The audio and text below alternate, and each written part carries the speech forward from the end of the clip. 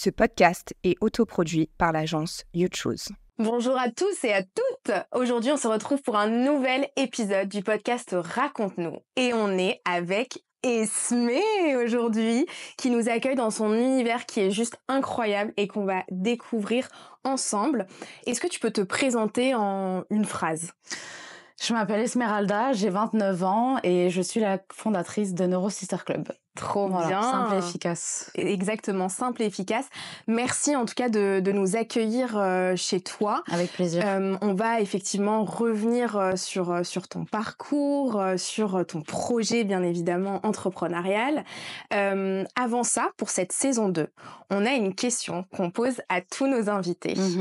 Est-ce qu'il y a eu ces dernières semaines, derniers mois, un fait marquant et en quoi ça t'a impacté, que ce soit pro ou perso ? Un fait marquant,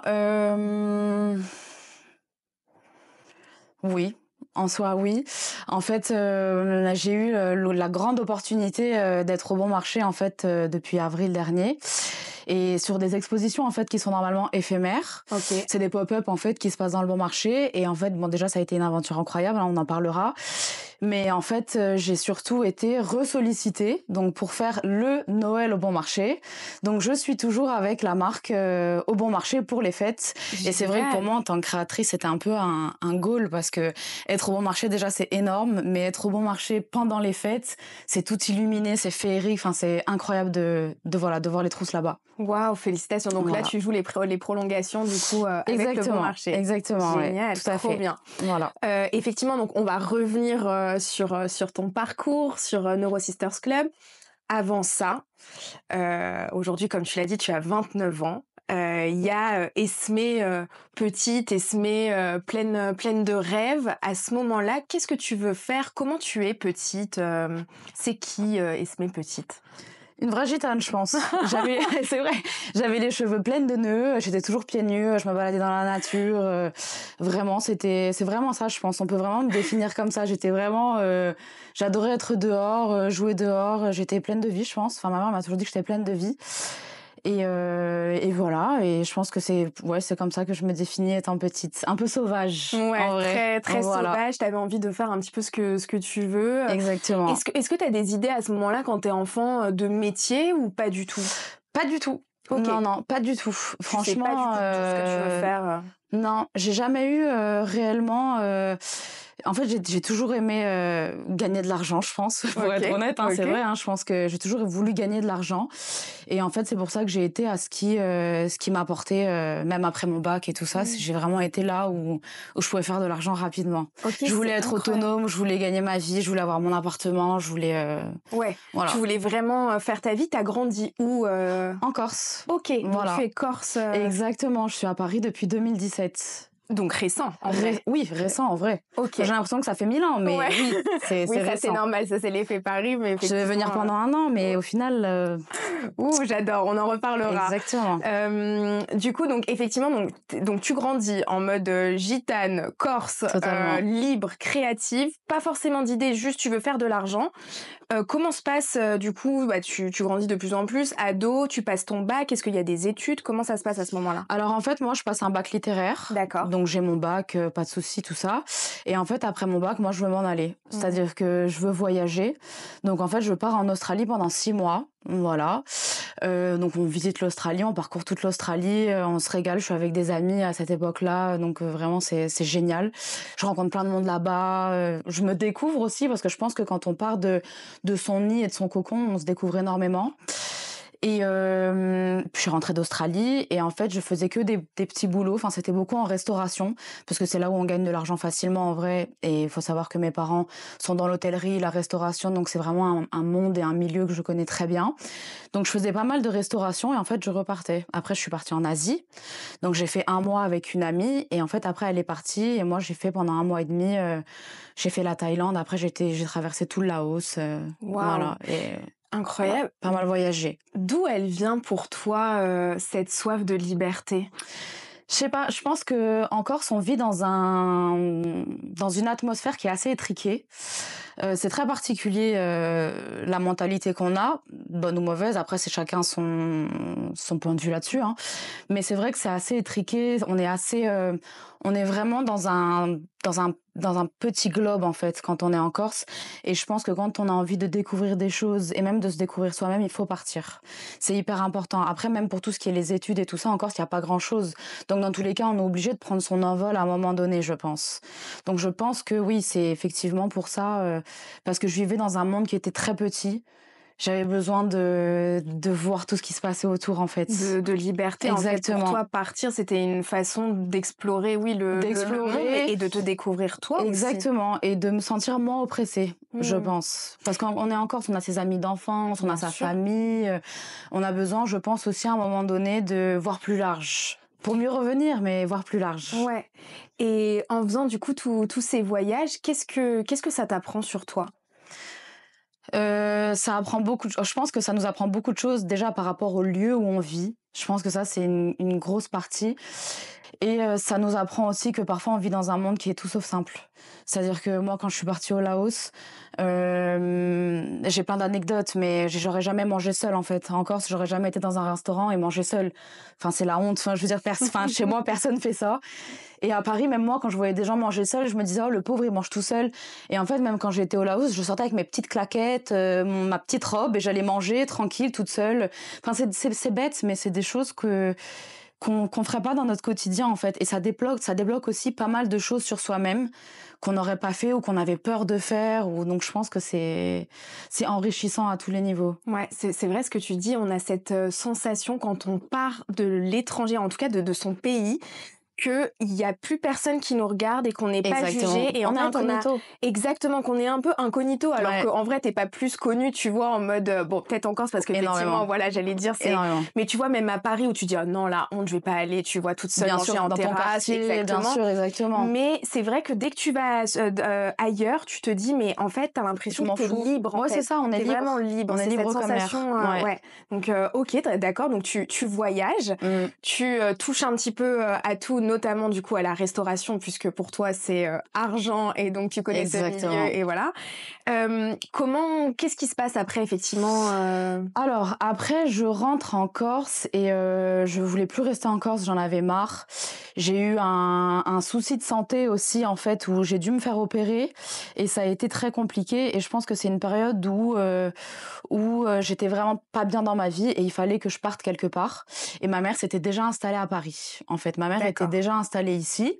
Elle faisait sa vie, elle était bien, tout ça. Je venais la voir régulièrement. Et en fait, je viens en vacances. C'était après l'Asie, quand je rentrais d'Asie. Donc, je viens ici en vacances. Et ma mère me dit, écoute, je vais aller visiter un restaurant que j'ai vu. Est-ce que tu voudrais pas venir avec moi pour me dire ce que t'en penses? Ok, ça marche. Je vais avec elle. En fait, on a un coup de cœur pour le lieu. Vraiment, on le trouve superbe.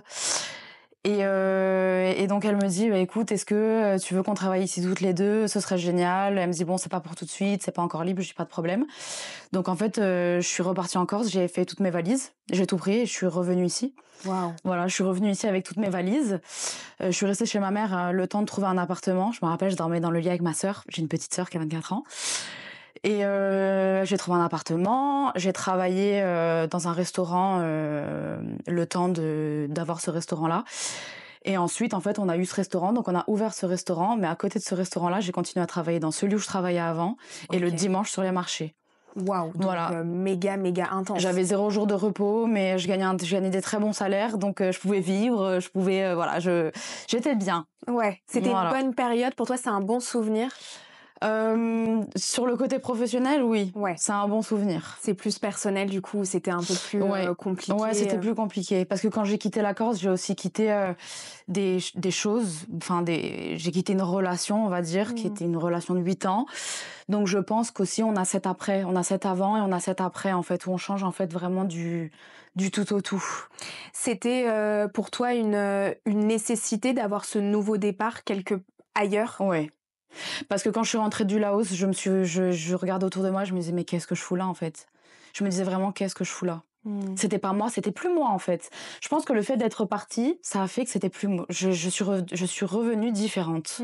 Voilà. Ou du coup, pour toi, ce nouveau départ, donc c'est Paris et c'est ce restaurant. Exactement. Et c'est ce 7-7 qui, au final, te permet même pas de penser, parce que t'as pas le temps de penser. J'aime pas penser. Tu renfloues le compte en banque et puis voilà. Exactement. Et du coup, cette période dure combien de temps Ça dure 2 ans et demi. 2 ans et demi, t'es en 2 ans et demi. 7-7 à fond. À fond les ballons. Voilà. Comment ça se passe là, toi, niveau pro, même perso, tu te sens mieux, tu sens que ça y est, tu prends ce nouveau départ en main. Qu'est-ce qui se passe? Je reprends vraiment du poil de la bête, que ce soit personnellement, professionnellement.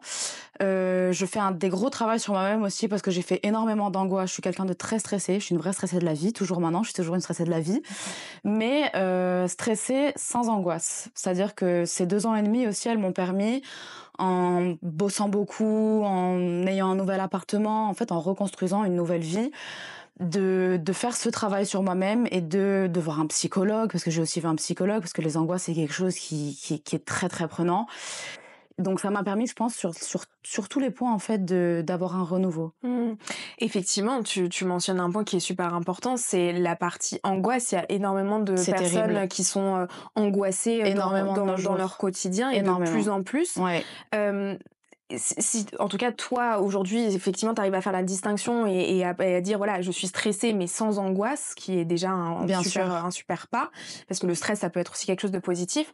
Est-ce qu'il y a des choses, ou en tout cas des choses que tu te dis, ou qui te permettent de relativiser, ou des choses que tu as fait qui t'ont permis d'avancer, qui pourraient potentiellement aider des gens, effectivement, qui sont angoissés au quotidien, même parfois sans savoir pourquoi, hein. Bien sûr, c'est ça le pire. En fait, c'est surtout sans savoir pourquoi. En fait, je pense que ça vient toujours de quelque part. Je pense qu'on a des angoisses dues à des choses. Je pense que ça arrive jamais par hasard. Moi, ça a duré des années, c'était terrible. Il y a des fois où je pouvais plus sortir de chez moi. J'allais dans un supermarché, je faisais les courses. D'un coup, j'avais le cœur qui était comme ça. C'était horrible. J'étais obligée de rentrer chez moi. C'était terrible. Je pense simplement qu'en fait, quand on a des angoisses comme ça et qu'on est mal dans sa vie, je pense qu'il faut vraiment faire un travail sur soi-même, faire des choses qui nous plaisent, que ce soit manuel, que ce soit, c'est bête, mais du dessin, de la lecture. Il y a beaucoup de choses comme ça qui font du bien. Sortir, rencontrer du monde. En fait, je pense qu'il faut vraiment se recréer un quotidien qui nous plaît. Et c'est aussi, je pense, un cheminement dans la tête, c'est-à-dire qu'on apprend à penser différemment. Par exemple, je sais, quand j'avais des angoisses, je me disais, mon Dieu, mais si je vais faire les courses et que en plein milieu du supermarché, j'ai une angoisse et que je tombe par terre et que je fais une crise, comment ça va se passer? Et en fait, au lieu de ça, j'étais à la maison, je me disais, bon, je vais aller faire les courses, tout va bien se passer, ça va être bien, je vais y aller à telle heure, il y aura moins de monde.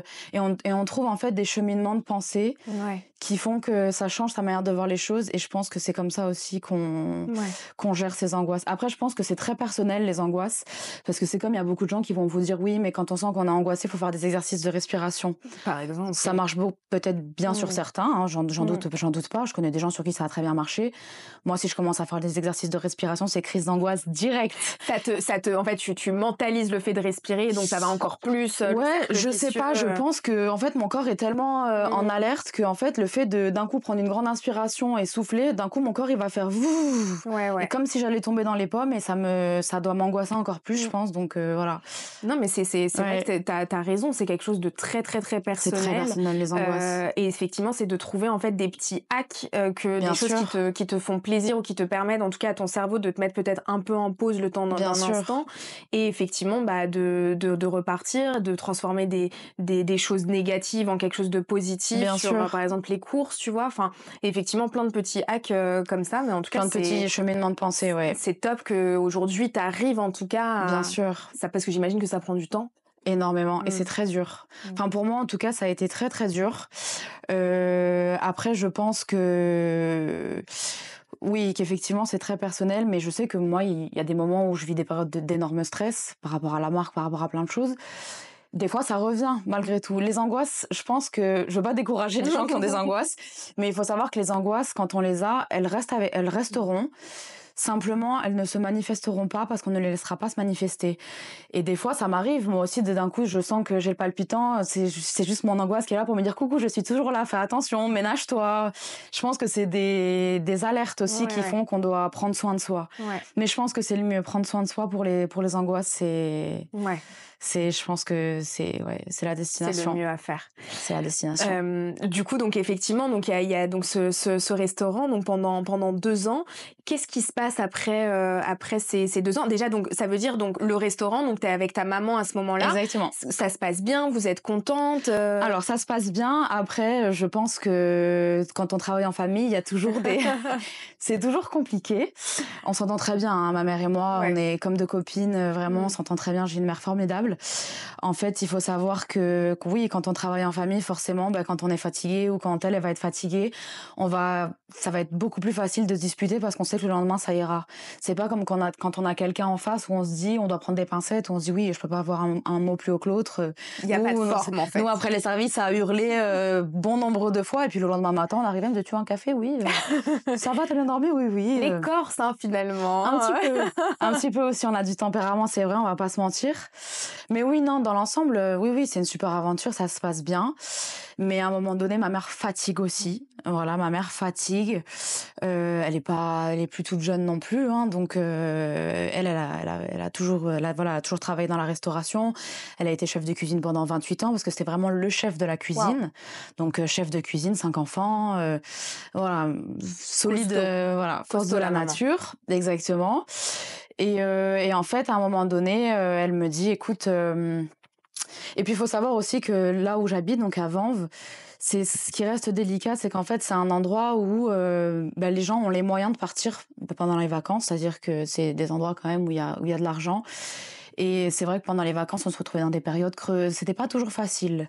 On tenait le bon bout, franchement, ça allait. Mais quand même, il y a des fois où c'était pas évident. Et je pense que avec l'âge et de plus en plus fatiguée, ma mère avait aussi besoin, à un moment donné, de partir faire autre chose. Ou du moins quelque chose qui était moins difficile physiquement. Que le restaurant. Bien Parce qu'un sûr. restaurant, quand on a un restaurant, c'est comme une marque, c'est comme plein de choses. On travaille dans le restaurant, mais quand on rentre à la maison, on travaille toujours. On n'est jamais vraiment au repos. Bien sûr, c'est non-stop, quoi. Voilà. Donc au bout de 2 ans et demi, 3 ans, elle me dit, écoute, voilà, moi j'en ai marre, je vais arrêter. Est-ce que toi tu veux garder le restaurant? Et je lui dis, écoute maman, non, clairement pas. Je lui dis, avoir le restaurant sans toi en cuisine, ça m'intéresse pas. Avoir quelqu'un d'autre en cuisine, un autre chef, très peu pour moi. Et elle me dit, écoute, je pense qu'il est temps de faire ce que tu sais faire et ce que tu aimes faire. Et je lui dis, c'est-à-dire? Je lui dis, parce que j'aime faire beaucoup de choses, surtout moi je passe d'un truc à un autre très vite. Ouais. Elle me dit, écoute, voilà, t'es douée de tes mains, t'as toujours été douée de tes mains, tu fais plein de petites choses qui sont bien, que t'aimes faire depuis que t'es petite. Elle me dit, pourquoi pas aller dans ce sens-là. Donc elle parlait évidemment de la couture. Très bien. Voilà. Mais qu'est-ce qui se passe dans ta tête quand ta mère te dit ça? Parce que je trouve ça très beau, en fait, un peu ce passage de flambeau de ok, mais maintenant limite un peu il est temps, ma fille, que tu voles de tes propres C'est un peu ailes, ça. tu vois. Ouais, c'est un peu ça. Qu'est-ce qui se passe à ce moment-là dans ta tête, en tout cas si tu peux t'en souvenir, ou en tout cas qu'est-ce que tu te dis? Qu'est-ce qui se passe? C'est de la peur, c'est de l'interrogation, c'est ah bon, c'est En fait, moi à ce moment-là, je vois ça plus comme une passion. Je me dis pas je vais gagner ma vie avec ça. Moi je me dis juste c'est une passion, j'aime bien faire ça. C'est vrai que sur le coup je me sens un peu je me dis il est peut-être temps que je prenne mon envol et que je fasse vraiment quelque chose pour ma vie future. La restauration c'est bien parce qu'on gagne de l'argent, parce que c'est facile, parce que voilà. Mais je voulais vraiment trouver quelque chose qui m'anime, quelque chose qui me fasse vibrer et vraiment quelque chose en fait qui soit plus qu'un boulot, en fait, même une vocation, j'ai envie de dire, même une vocation. Et à l'heure actuelle, je sens que c'était bien ma vocation pour le coup. incroyable. T'as quel âge à ce moment-là? À l'époque, c'est loin, hein. 2017, je suis arrivée à Paris, on a ouvert le resto, je dois avoir 25 ans. Ok, donc t'as 25 ans. Ouais. Tu t'as potentiellement toute ton expérience en gros dans la restauration parce que pour toi c'est gagner de l'argent, Bien sûr, ça s'arrête là. clairement. Et là du coup tu te dis mais en fait, et si je gagnais de l'argent grâce à ma passion / ma vocation carrément, Ouais. ce qui est un mot très fort, Parce qu'à côté de ça, en fait, qu'est-ce qui se passe? C'est que la couture fait déjà partie de ta vie, en fait? Alors j'aime déjà coudre, D'accord. mais surtout j'adore regarder. En fait, je pense que je suis très très forte pour reproduire aussi, et c'est ça l'atout que j'ai, c'est qu'en fait je suis passionnée par les vidéos de couture. Moi, je me suis vraiment, on en parlera après, mais je me suis vraiment formée avec YouTube. Pourtant, j'ai fait une école et tout. Incroyable. Je suis une enfant de YouTube pour le coup. Mais en fait, je pense que oui, il y avait plein de choses que j'aimais faire. Je faisais des petites choses, des chouchous, des bandeaux, enfin vraiment les petits trucs qu'on fait quand on fait ses petits débuts dans la couture. Plus petite, je faisais des habits pour mes poupées, mais à la main. Je faisais plein de petites choses, des petites pochettes quand j'étais chez ma grand-mère. Donc j'aimais déjà ça. J'avais déjà vraiment la fibre pour ça, je pense. Ok. Voilà. Dans ta famille, quelqu'un a un coup ou c'est Pas du vraiment tout. toi qui a... Alors ma D'où mère. vient cette passion? Alors je sais pas. Je pense que je pense que j'ai été dans une autre vie quelque chose en rapport avec ça, c'est sûr. Parce que non, je pense pas qu'il y ait quelqu'un dans ma famille qui coud. Ma mère sait coudre. Enfin, c'est elle la première fois qui m'a montré comment on enfilait une canette dans la bobine d'une machine, tout ça, et qui m'a montré comment. Parce qu'elle faisait beaucoup de métiers à tisser. D'accord. Mais ça n'a rien à voir. Les métiers à tisser, c'est énorme. Elle faisait des écharpes, elle faisait beaucoup de choses. Mais elle s'intéresse à beaucoup de choses également. Donc elle m'a montré comment faire. Mais elle a jamais, enfin je l'ai jamais vue à la maison en train de coudre ou en train de nous refaire des ourlets. Ouais. Non. Et toi, la première fois que tu découvres la couture, t'as quel âge à peu près? Je sais pas quel âge j'ai parce que j'étais très jeune à l'époque. Ah oui, quand même. J'étais très très jeune et en fait j'adorais, j'avais des poupées et en fait ma grand-mère avait toujours des petites chutes de tissu et chez les grand-mères il y a toujours plein de trucs. Et en fait elle avait des boutons et j'adorais, je faisais des petites pochettes, je faisais des petits boutons et je faisais déjà des petites pochettes à l'époque, c'est ça qui est drôle. Incroyable. Ouais. Mais à ce moment-là, voilà, pour toi c'est une passion. Et est-ce qu'il y a un moment même avant que ta maman te dise ça, t'as un peu une arrière-pensée de bah tiens peut-être qu'un jour je pourrais en créer une marque, ou c'est vraiment pour toi écoute c'est ma passion comme j'aime lire, j'aime aller au ciné Non, je pense que oui, c'était plutôt une passion. J'ai même faire des choses pour moi parce que j'ai toujours adoré la mode, j'ai toujours adoré les fringues. Ça m'a toujours passionnée, et ça depuis petite aussi, c'est pareil. Donc en fait, je me faisais des petits hauts, je me faisais des petits trucs, mais c'était plus quelque chose que je faisais pour moi, je pense, et pour me détendre. C'est très bien pour les angoisses, la couture. Typiquement, voilà. Par exemple. Totalement. Ok, donc là du coup, donc à ce moment-là, ta maman te dit ça. Qu'est-ce qui se passe après? Alors, après ça, je reste un moment sans rien faire. D'accord. Pour la première fois de ma vie. Parce que bon, je pense qu'on a été éduqués vraiment en tant que bosseurs. Tout le monde dans ma famille, tout le monde bosse, tout le monde est à fond tout le temps. Et en fait, je me laisse, je crois, 4-5 mois, ou pendant ces 4-5 mois, je bosse un petit peu sur un marché à côté de chez moi. D'accord. Quand même, parce que je peux pas rester sans rien faire. Et je réfléchis, quoi faire, que faire, je regarde un petit peu tout. Pas forcément sur la couture, je regardais vraiment qu'est-ce que je pouvais faire en fait, tout simplement. Je pense que j'étais arrivée à bout de la restauration, parce que malgré tout, la restauration, que ce soit son restaurant ou le restaurant de quelqu'un d'autre, c'est un métier qui est extrêmement pesant et difficile mentalement, plus que physiquement pour moi. Donc je cherche vraiment en fait que faire, où aller, voilà. Et en fait, j'ai un grand frère, Tony, qui me dit maintenant ça suffit, la couture c'est génial. Il me dit il faut que tu fasses quelque chose. Il me dit moi écoute pour Noël je t'offre une formation. Et je lui dis bah non, enfin en plus moi hyper avec ma fierté très mal placée et tout, je lui dis bah non c'est mort et tout. Il me dit si. Il me dit moi tu m'as aidé à des périodes de ma vie où j'étais au plus bas. Il me dit on sait toujours tous dans ma famille on est 5 frères et sœurs, donc dès qu'il y en a un qui tombe il y en a 4 pour le relever derrière, c'est génial. Donc il me dit si voilà je te paye la formation, ça me fait plaisir, c'est ton cadeau de Noël. Je dis ok pas de problème et tout. Et donc je m'embarque dans cette formation. Voilà. Donc là, par contre, c'est décidé, donc je suis lancée. C'est-à-dire qu'à partir du moment où je me dis, bah, ok, c'est maintenant. Je me dis, je passe des nuits à regarder des vidéos sur YouTube, je lis, je m'achète des bouquins, j'arrête pas, en fait, je suis à fond là-dedans, on m'arrête plus. Et je commence cette formation. Et en fait, ce qui est compliqué et difficile avec cette formation, bon, c'était une super formation, mais le problème, c'est que quand on a la soif de coudre et vraiment de produire. Ce qui est compliqué, c'est que quand on va à l'école, en fait, quand on fait une formation, les premiers mois, on va apprendre tout ce qui est histoire de la mode, comment sont faits les tissus. Alors c'est très intéressant, on va pas se mentir, c'est très très intéressant. Mais en fait, moi, j'avais qu'une envie, c'était coudre. J'avais vraiment qu'une envie, c'était coudre. Donc en fait, je faisais ma formation, mais en même temps, je m'instruisais toute seule en fait. Et je pense qu'il n'y a pas meilleure école que malgré tout de nos jours que l'instruction. Et donc ça passe par quoi? Alors ça passe par vraiment t'as poncé YouTube en long, en large et en travers. Ouais, c'est vraiment. incroyable. Je pense que j'ai même encore mes vidéos de l'époque dans mes voire plus tard. Tu vois ce que je veux dire? Est-ce que tu te dis que clairement, bon, parce qu'effectivement la formation était là, mais aujourd'hui, parce que ça a un coût la formation, les personnes qui souhaitent se lancer au-delà de la couture, tu vois, dans Bien n'importe quel sûr. domaine, est-ce que pour toi, tu juges que YouTube est une super plateforme d'apprentissage sur Ouais. laquelle tu peux vraiment tout apprendre, ou il y a quand même, où ça a ses limites? Alors oui, mais après, la question est, est-ce que c'est parce que moi j'ai cette faculté, parce que je sais que j'ai vraiment cette faculté à reproduire, c'est-à-dire qu'à l'époque, je regardais une vidéo YouTube, j'arrivais à la refaire derrière. Alors que j'avais des copines qui faisaient aussi de la couture, ils me disaient mais je comprends pas, ça fait 15 fois que je le fais, je comprends pas. Donc je pense que j'avais vraiment cette fibre. Après, à côté de ça, malgré tout, je pense que YouTube c'est quand même une très bonne école. C'est, enfin, tout ce qui est internet, vidéo, maintenant c'est vrai que c'est très facile de trouver des vidéos de couture, de trouver des patrons en ligne, de les acheter et de trouver des vidéos explicatives qui font que si on a un minimum de fibre, de facilité, ouais. exactement, et de compétences, je pense que oui, c'est une très bonne école.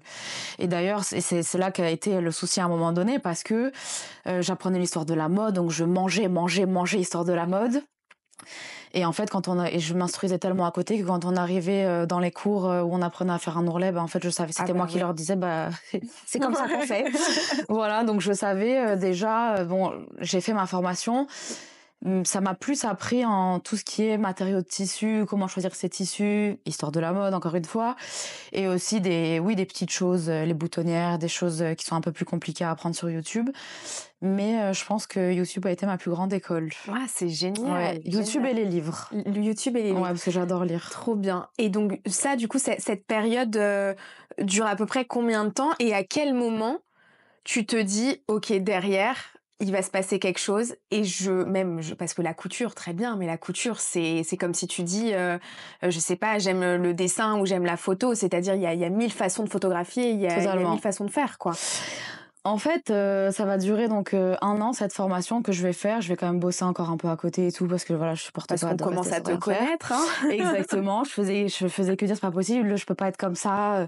Non, il faut que je gagne de l'argent. Donc c'était trop dur pour moi de me dire je vis comme ça, je dois me restreindre. Juste, je te coupe. Cette soif comme ça d'argent depuis petite, c'est quoi pour toi, ça, l'argent? Enfin, ça représente quoi pour toi?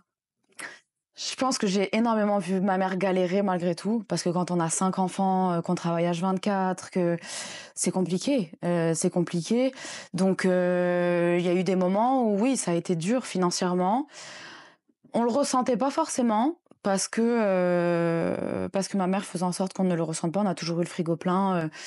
On n'a jamais manqué d'amour. Au contraire, on en a eu énormément. Et je pense que c'est ce qui a fait qu'on ressentait pas les problèmes qu'il y avait à côté. Et je pense qu'on est tous vraiment bosseurs. Mon père, c'est pareil. Mon père, c'est vraiment un bosseur.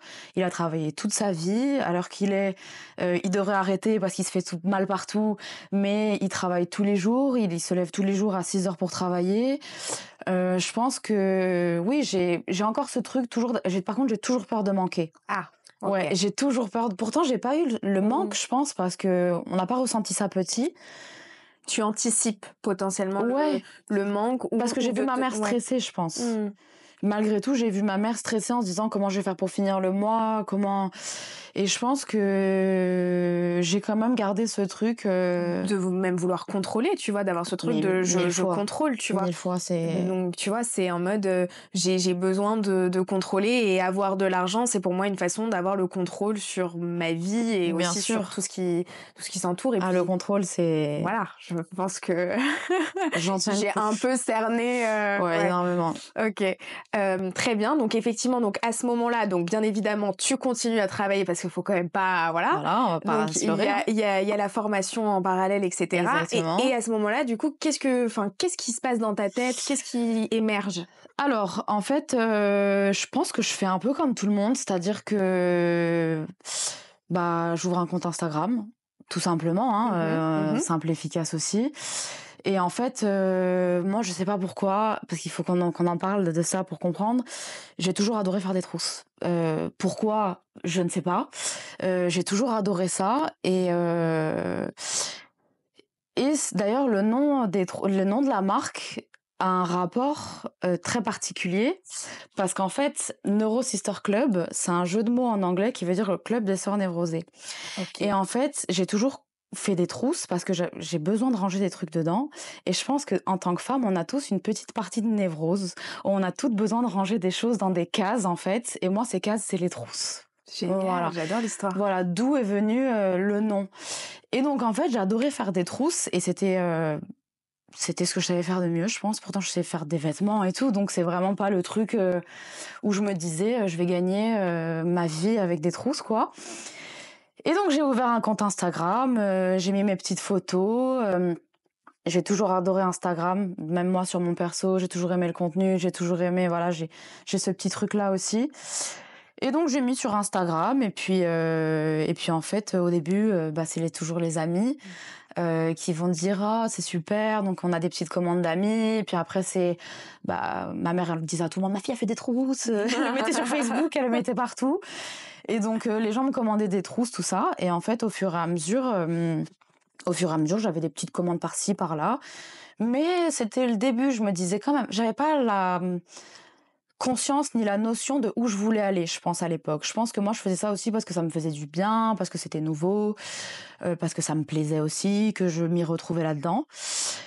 Et puis après, on a le moment où il faut ouvrir sa marque, faire... Et justement, c'est quoi le point de bascule entre parce que tu vois, il y a aujourd'hui surtout il y a beaucoup de personnes qui souhaitent faire, en tout cas c'est le goal hein, de faire de sa passion son Bien sûr, métier. ouais. Pas mal de personnes donc essayent enfin déjà il y a le premier pas de oser, tu Bien vois. sûr. Toi tu l'as fait en disant bon enfin en vrai on va voir où ça mène, mais il y avait pas vraiment de plan au départ. Mais à partir de quel moment, quel est le point de bascule où tu te dis ok, là c'est plus juste ma passion, en fait je peux vraiment en créer une marque. C'est quoi? Est-ce que c'est financier? Est-ce que c'est l'engouement autour du projet? Est-ce que c'est toi dans ta tête qui te dit en fait là je suis prête à passer ce cap-là et à en faire mon métier? Est-ce que c'est tout? Est-ce que c'est autre chose? Dis-nous. Je pense qu'à l'époque, en fait, je veux surtout ne plus avoir de patron. Je D'accord. pense que je veux travailler pour moi. Parce que par des expériences pas faciles, parce que je travaille en restauration, mais on a souvent des expériences qui sont compliquées. Donc je voulais vraiment en fait être un peu ma femme d'affaires, faire les choses La girl boss. Exactement. Je voulais vraiment j'ai eu le déclic où je me suis dit OK, maintenant c'est toi ton patron, c'est toi qui vas gérer, tu vas faire ton business et je pense aussi que c'est beaucoup les gens autour, parce que les gens autour, moi j'ai des gens autour de moi qui sont extrêmement bienveillants, et je pense que c'est très très important quand on se lance dans un projet. Et ils me disaient vraiment c'est superbe, tout le monde me disait c'est superbe, il faut vraiment que tu ailles là-dedans, il faut vraiment que tu fasses ça, on voit t'es animé quand t'en parles, il faut que tu fasses ça. Et en fait je me suis dit OK, c'est maintenant. C'est maintenant. C'est maintenant. Et le maintenant, c'était du coup maintenant, il y a combien de temps? J'ai regardé sur mon Instagram justement pour voir quand est-ce que j'avais ouvert le site, et c'est le 6 décembre 2021. Le 6 Ouais. décembre 2021. Donc ça fera 3 ans d'ici peu de temps, et je fais fêter les 3 ans de la marque. Incroyable. Voilà. Donc à ce moment-là, tu te dis ok, ça y est, je fais ma marque de trousse. Ouais. Tu trouves le nom. Parce qu'effectivement, enfin, j'adore l'histoire, mais c'est tellement vrai en fait, c'est excellent. Enfin, le nom est incroyable. Et pourtant, il n'a pas été facile ce nom, parce que c'est un nom qui est long. Déjà, Neuro Sister Club, c'est long. Et au début, on écoute toujours un peu les avis des autres, malgré tout, parce qu'on se dit, tiens, je vais l'appeler comme ça. Puis les gens autour de moi me disent, les gens un peu plus jeunes de mon âge et tout, ils comprenaient, ils me disaient, ouais, j'avoue, c'est clinquant et tout. Et puis j'avais d'autres gens plus âgés qui me disaient, même mon père, il comprenait pas, il me disait, mais c'est un peu long, il faudrait peut-être faire un truc plus court. C'est en anglais. Il y a des gens qui avaient du mal à le prononcer. Et moi, j'étais là, je disais, bon, au pire, on dirait NSC, c'est raccourci. Donc, au début, il y avait ce truc de, putain, est-ce que j'ai fait le bon choix? Parce que j'hésitais entre ça et le prénom de ma grand-mère. D'accord. enfin son nom de scène, qu'elle était danseuse au Moulin Rouge à l'époque. Oh, waouh! Voilà, dans sa jeunesse folle. Incroyable. Et je voulais soit lui donner son nom de scène, soit lui donner... Et en fait, au final, ça a été Neuro Sister Club. Et puis, j'ai eu aussi beaucoup d'avis de gens qui me disaient non, mais c'est super. Et puis, de toute façon, si ce nom était venu, c'est que c'est ça, en fait. Il me dit en plus, même quand tu racontes pourquoi et tout, c'est génial. Il faut que ce soit ça. Donc, c'est resté Neuro Sister Club et donc des trousses. Trop bien. Voilà. Tu te lances directement, tu ouvres ta société? Donc, j'ouvre ma société, donc j'ouvre ma micro-entreprise. D'accord. Je fais appel à une comptable parce que, alors moi, j'étais à des années-lumière de tout ça. J'avoue que c'était pas du tout mon milieu, donc je savais pas comment ouvrir une société, je savais pas comment me déclarer, je savais rien du tout. Donc, par des connaissances, on me reconseille une très bonne comptable, une femme très gentille qui a vraiment été à l'écoute et qui m'a aidée à ouvrir la micro-entreprise, à déclarer la marque et à faire tout ce qu'il fallait pour que tout soit carré. Première chose, effectivement, bien s'entourer et avoir des experts nous, on n'est pas forcément experts du domaine. Totalement. Et qu'effectivement, tu n'as jamais fait ça de ta vie. À ce moment-là, du coup, tu dis, OK, donc maintenant, société, check. Qu'est-ce qui se passe? Comment se passent les premiers mois de Neuro Sisters Club? Dur, je pense, comme chez tout le monde, parce que forcément, quand on vient de lancer sa marque et qu'on essaye de se faire un nom, et puis d'avoir de la visibilité, c'est pas évident. Donc ça prend du temps. Et puis on commence à avoir des commandes d'inconnus au bataillon. Et c'est les commandes qui font le plus plaisir, parce que quand c'est des commandes de la famille, des amis, ils font plaisir. Il y en a aussi qui achètent parce que ça leur plaise. Mais quand on reçoit des commandes et qu'on se dit qui c'est, et on la cherche même sur Instagram. Souvent, moi, mes premiers clients, je les cherchais pour voir qui c'était, quel profil ils avaient. J'essayais de voir un petit peu. Et donc ça a pris en fait comme ça. Et en fait, il y a eu quand même beaucoup la magie des réseaux sociaux, parce que je pense que de nos jours, les réseaux sociaux, ça peut être exceptionnel comme très mauvais aussi. Moi, ça m'a été plutôt favorable, voilà. Donc, je me suis fait mon petit nom comme ça. Et donc, ça fonctionnait bien, mais pas au point de gagner ma vie. La première année, c'était vraiment... je travaillais encore à côté, voilà. Tu pouvais pas en vivre pleinement dès la première année, parce que ça aussi, donc c'est un mythe. Alors après, à chaque fois, on est d'accord, on n'est pas d'accord avec moi sur ce point-là, mais effectivement, selon les business, etc., ça prend plus ou moins de temps, mais on pense toujours que ça y est, on lance, on ouvre sa société et 3-4 mois après, t'as les personnes, mais je pense gentiment ou naïvement, j'en sais rien, te disent alors t'en vis. On est d'accord qu'effectivement ça prend du temps, et encore plus j'imagine pour une marque où tu dois te faire connaître et t'as les premiers, je veux dire, les personnes achètent ton produit qui connaissent pas, donc est-ce que toi c'est une période en mode que entre guillemets t'as moins bien vécu parce que je sais pas, peut-être que tu t'étais projeté en mode dans un an j'aurais fait tant de chiffre d'affaires et finalement coup dur, déception, ou est-ce que toi tu t'es dit mais en fait quoi qu'il arrive c'est ça que je veux faire, je sais que ça prendra du temps, comment tu l'as géré? Team patiente ou impatiente? Alors, team patiente, forcément. Ouais. Après, le gros coup, j'ai eu un coup de massue une fois où j'ai failli arrêter. D'accord. Mais ça arrivait bien après. Ça arrivait dans la deuxième, ça arrivait après, je ne saurais plus exactement. Donc, c'était pas à ce moment-là. Je pense qu'à ce moment-là, effectivement, il y a souvent cette question qui revient où les gens te disent, mais tu as envie? Et c'est bizarre de dire ça, parce que quelqu'un qui va vous dire je suis charcutier, on va pas lui dire mais tu as envie. Oui. Donc c'est un peu, mais je pense que c'est des questions maladroites plus que en règle générale. Donc j'en vis pas, hein. À l'époque, je travaille à côté, j'en vis pas. J'arrondis bien mes fins de mois, ça c'est sûr.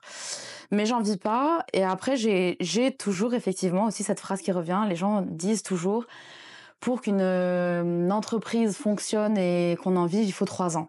Voilà, je sais pas pourquoi, hein, je sais pas d'où ça vient, ça d'ailleurs, mais on me l'a dit plein de fois. Et j'étais très impatiente de les attendre ces 3 ans pour le coup. Mais je me suis dit, bon, quoi qu'il arrive, moi je continue, ça me plaît, je suis encouragée. Ouais. T'avais voilà, cette information-là dans ta tête où tu t'es dit, bon, quoi qu'il arrive, et puis bon, j'ai un entourage qui me soutient, qui est bienveillant. Exactement. Chose du coup effectivement essentielle. Tu parlais même de la relation avec tes frères et sœurs. Bien sûr.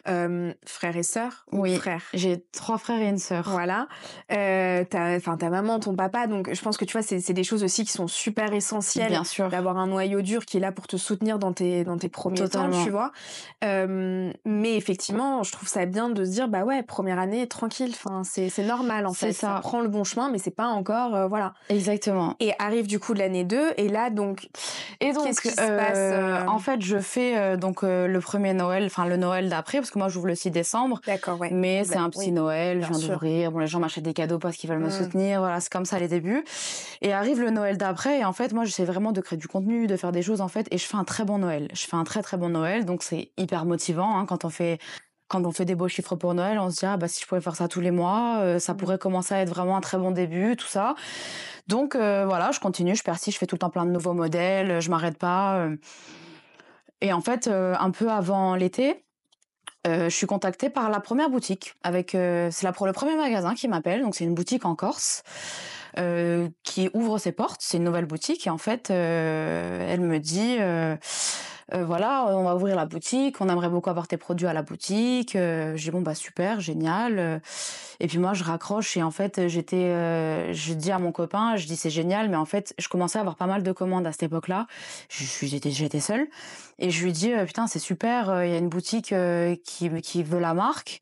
La première boutique c'est toujours quelque chose de hyper. Bien sûr, j'imagine. Et je dis mais et en fait je suis partagée entre l'hystérie de super on me veut en boutique et oh mon Dieu comment je vais faire. Donc vraiment je m'assois, je suis comme ça.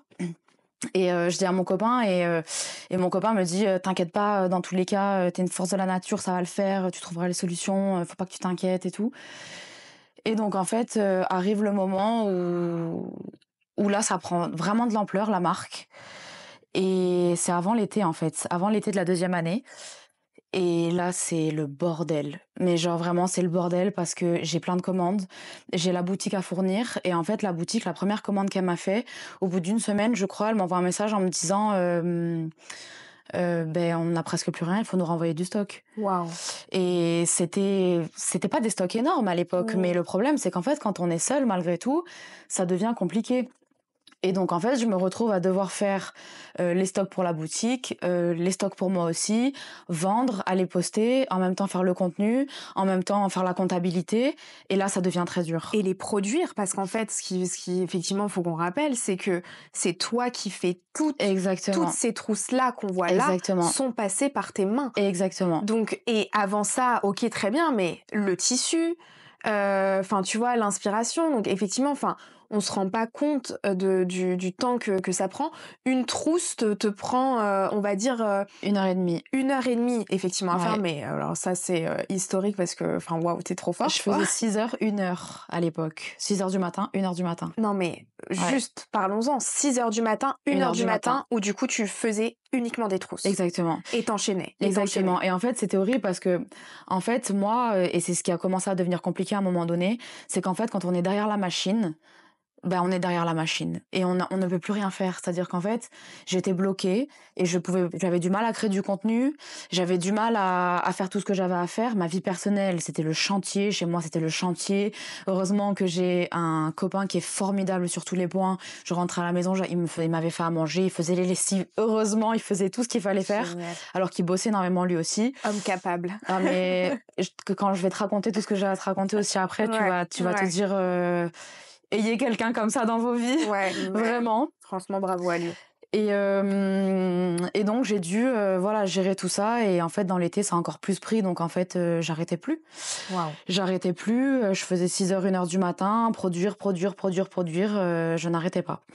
Donc ça a été une période assez stressante, mais j'étais hyper contente de me voir en boutique, de vendre sur les réseaux, de commencer à avoir des petites influenceuses par-ci par-là qui ont mes produits, d'aller sur TikTok et de tomber sur mes trous, sur des vidéos de filles qui montrent leur make-up du jour. C'est génial aussi la première fois mais que tu c'est incroyable. vois ça. T'étais toujours spectatrice. actrice. Ouais. Et à un moment, tu vois, c'est comme nous, on s'est dit avec Charlotte, le jour où, tu vois, on verra, je sais pas, quelqu'un regarder le podcast, tu vois, dans les transports en commun, on se dira, mais Exactement. attends, mais cette première fois, elle est juste incroyable. Quand tu te vois sur TikTok, tu te dis, mais...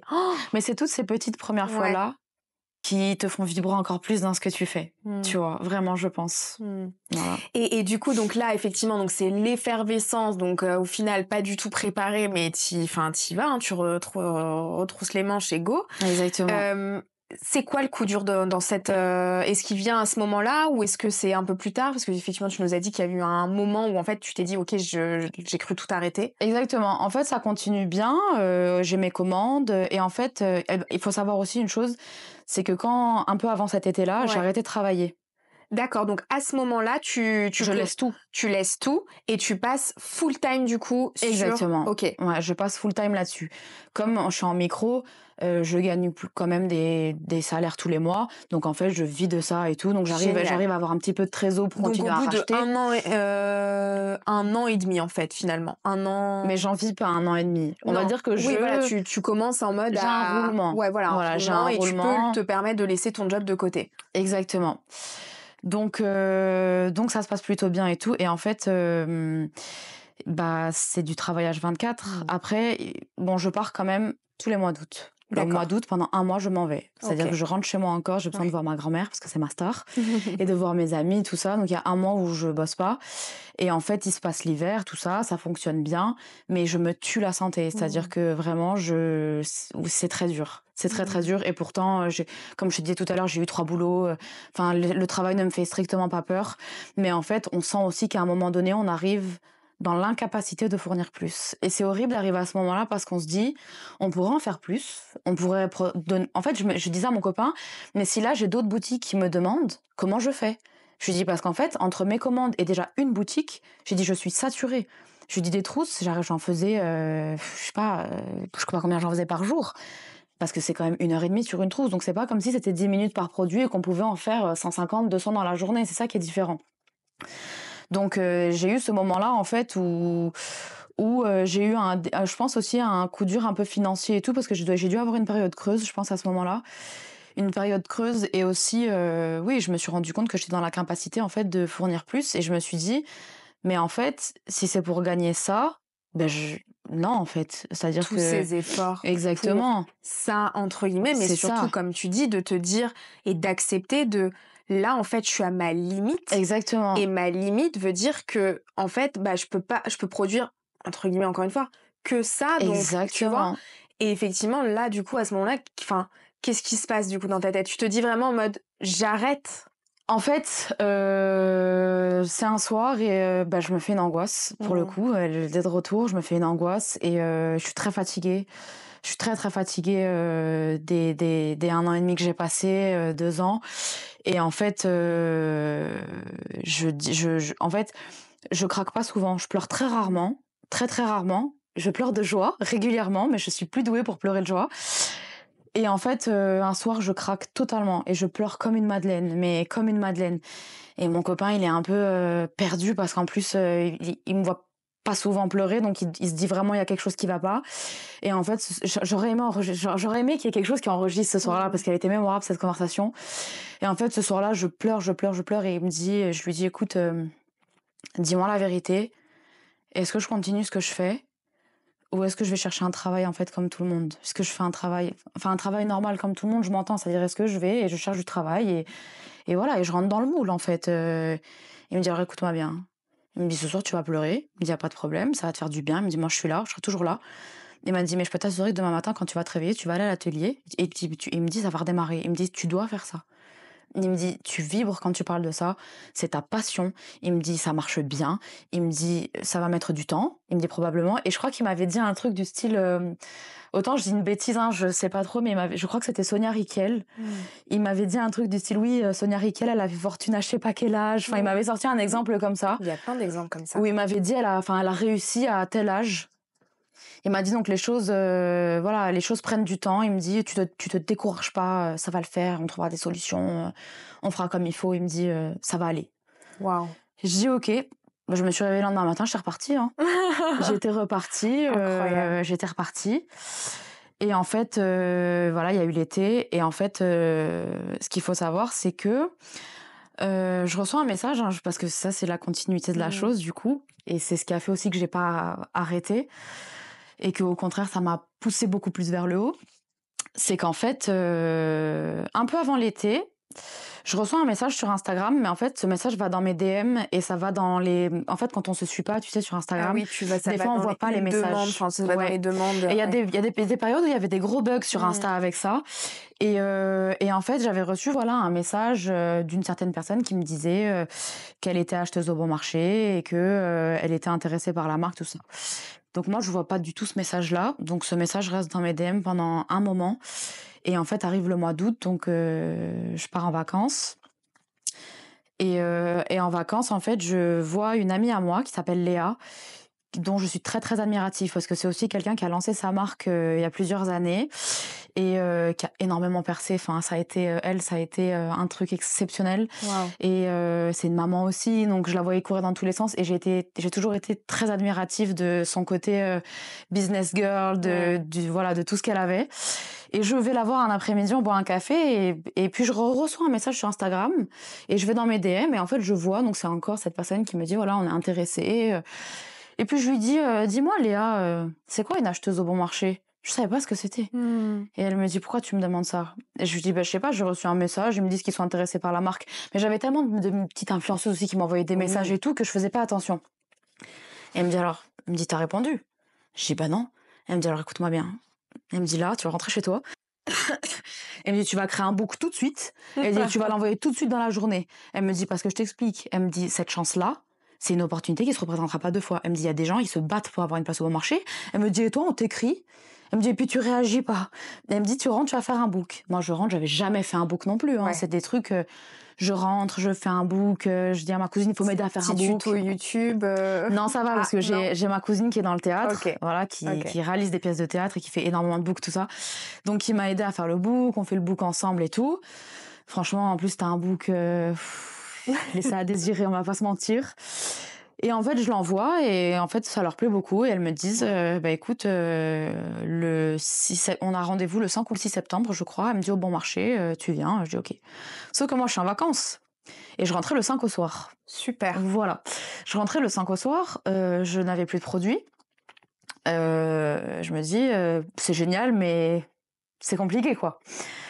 Donc je passe la fin de mes vacances extrêmement stressée, face à tout ça et je rentre le 5 et en fait, je couds toute la nuit. Ah Et ouais. oui, donc Mmh. je rentre le 5 parce qu'en fait, au début, je me suis dit: «Je vais rentrer avant» et en fait, je me suis dit: «C'est les seules vacances de l'année, si là je rentre, Ouais. dur». Et donc je couds toute la nuit et moi, j'ai jamais trop fait, j'avoue, j'ai toujours eu de la facilité d'avoir des boulots comme ça et tout, donc j'ai jamais eu vraiment, d'entretien d'embauche, et des fois j'ai du mal avec les relations humaines. Mmh. J'avoue que j'ai, Et tu peut-être pas forcément tous les codes, tu vois, qu'on doit, exactement, ouais. exactement. Moi pitcher tout ça, bah, d'ailleurs j'y étais pas du tout préparée, hein. J'avoue que, je me suis réveillée le lendemain, je me suis camouflée, de ma nuit, je me suis rendue au Bon Marché, donc en plus c'est quand même assez impressionnant quand on arrive là-bas parce que c'est le Bon Marché, c'est un des plus vieux, enfin je crois que c'est le plus vieux magasin de Paris d'ailleurs. Ouais. On arrive dans des locaux qui sont très jolis, et moi j'arrive là-bas, extrêmement stressée. Je tremblais et tout, donc j'étais très, très stressée, c'était terrible. Et puis j'arrive là-bas et en fait, je suis accueillie par, 5-6 filles, directrices du bureau des styles, les acheteuses, il y avait pas mal de monde. Hyper accueillantes, donc ça c'est rassurant, elles sont vraiment Ouais. hyper accueillantes, elles sont très humaines et elles me disent: «Bon bah voilà, tu as 30 minutes, présente-nous ta marque». Enfin, je me rappelle qu'elle m'avait donné un verre d'eau ou un café ou je sais plus et j'étais tellement stressée que j'étais comme ça et je voyais qu'elle voyait que j'avais la main avec Ah le là café qui là, ouais. tremblotait et en fait, pour être honnête avec toi, je ne sais plus ce que je leur ai raconté Tu parce que je pense que m'étonnes, mon cerveau blackout. et en fait, c'était mon copain même dans la voiture me disait: «Esmé, t'as pas besoin de te préparer, c'est ta marque, tu sais ce que tu fais, tu sais ce que tu utilises». Elle me dit: «C'est toi aux commandes derrière». Il me dit: «Tu fais pas faire». Il me dit: «Tu sais ce que tu fais». Il me dit: «Dans tous les cas, ça va aller».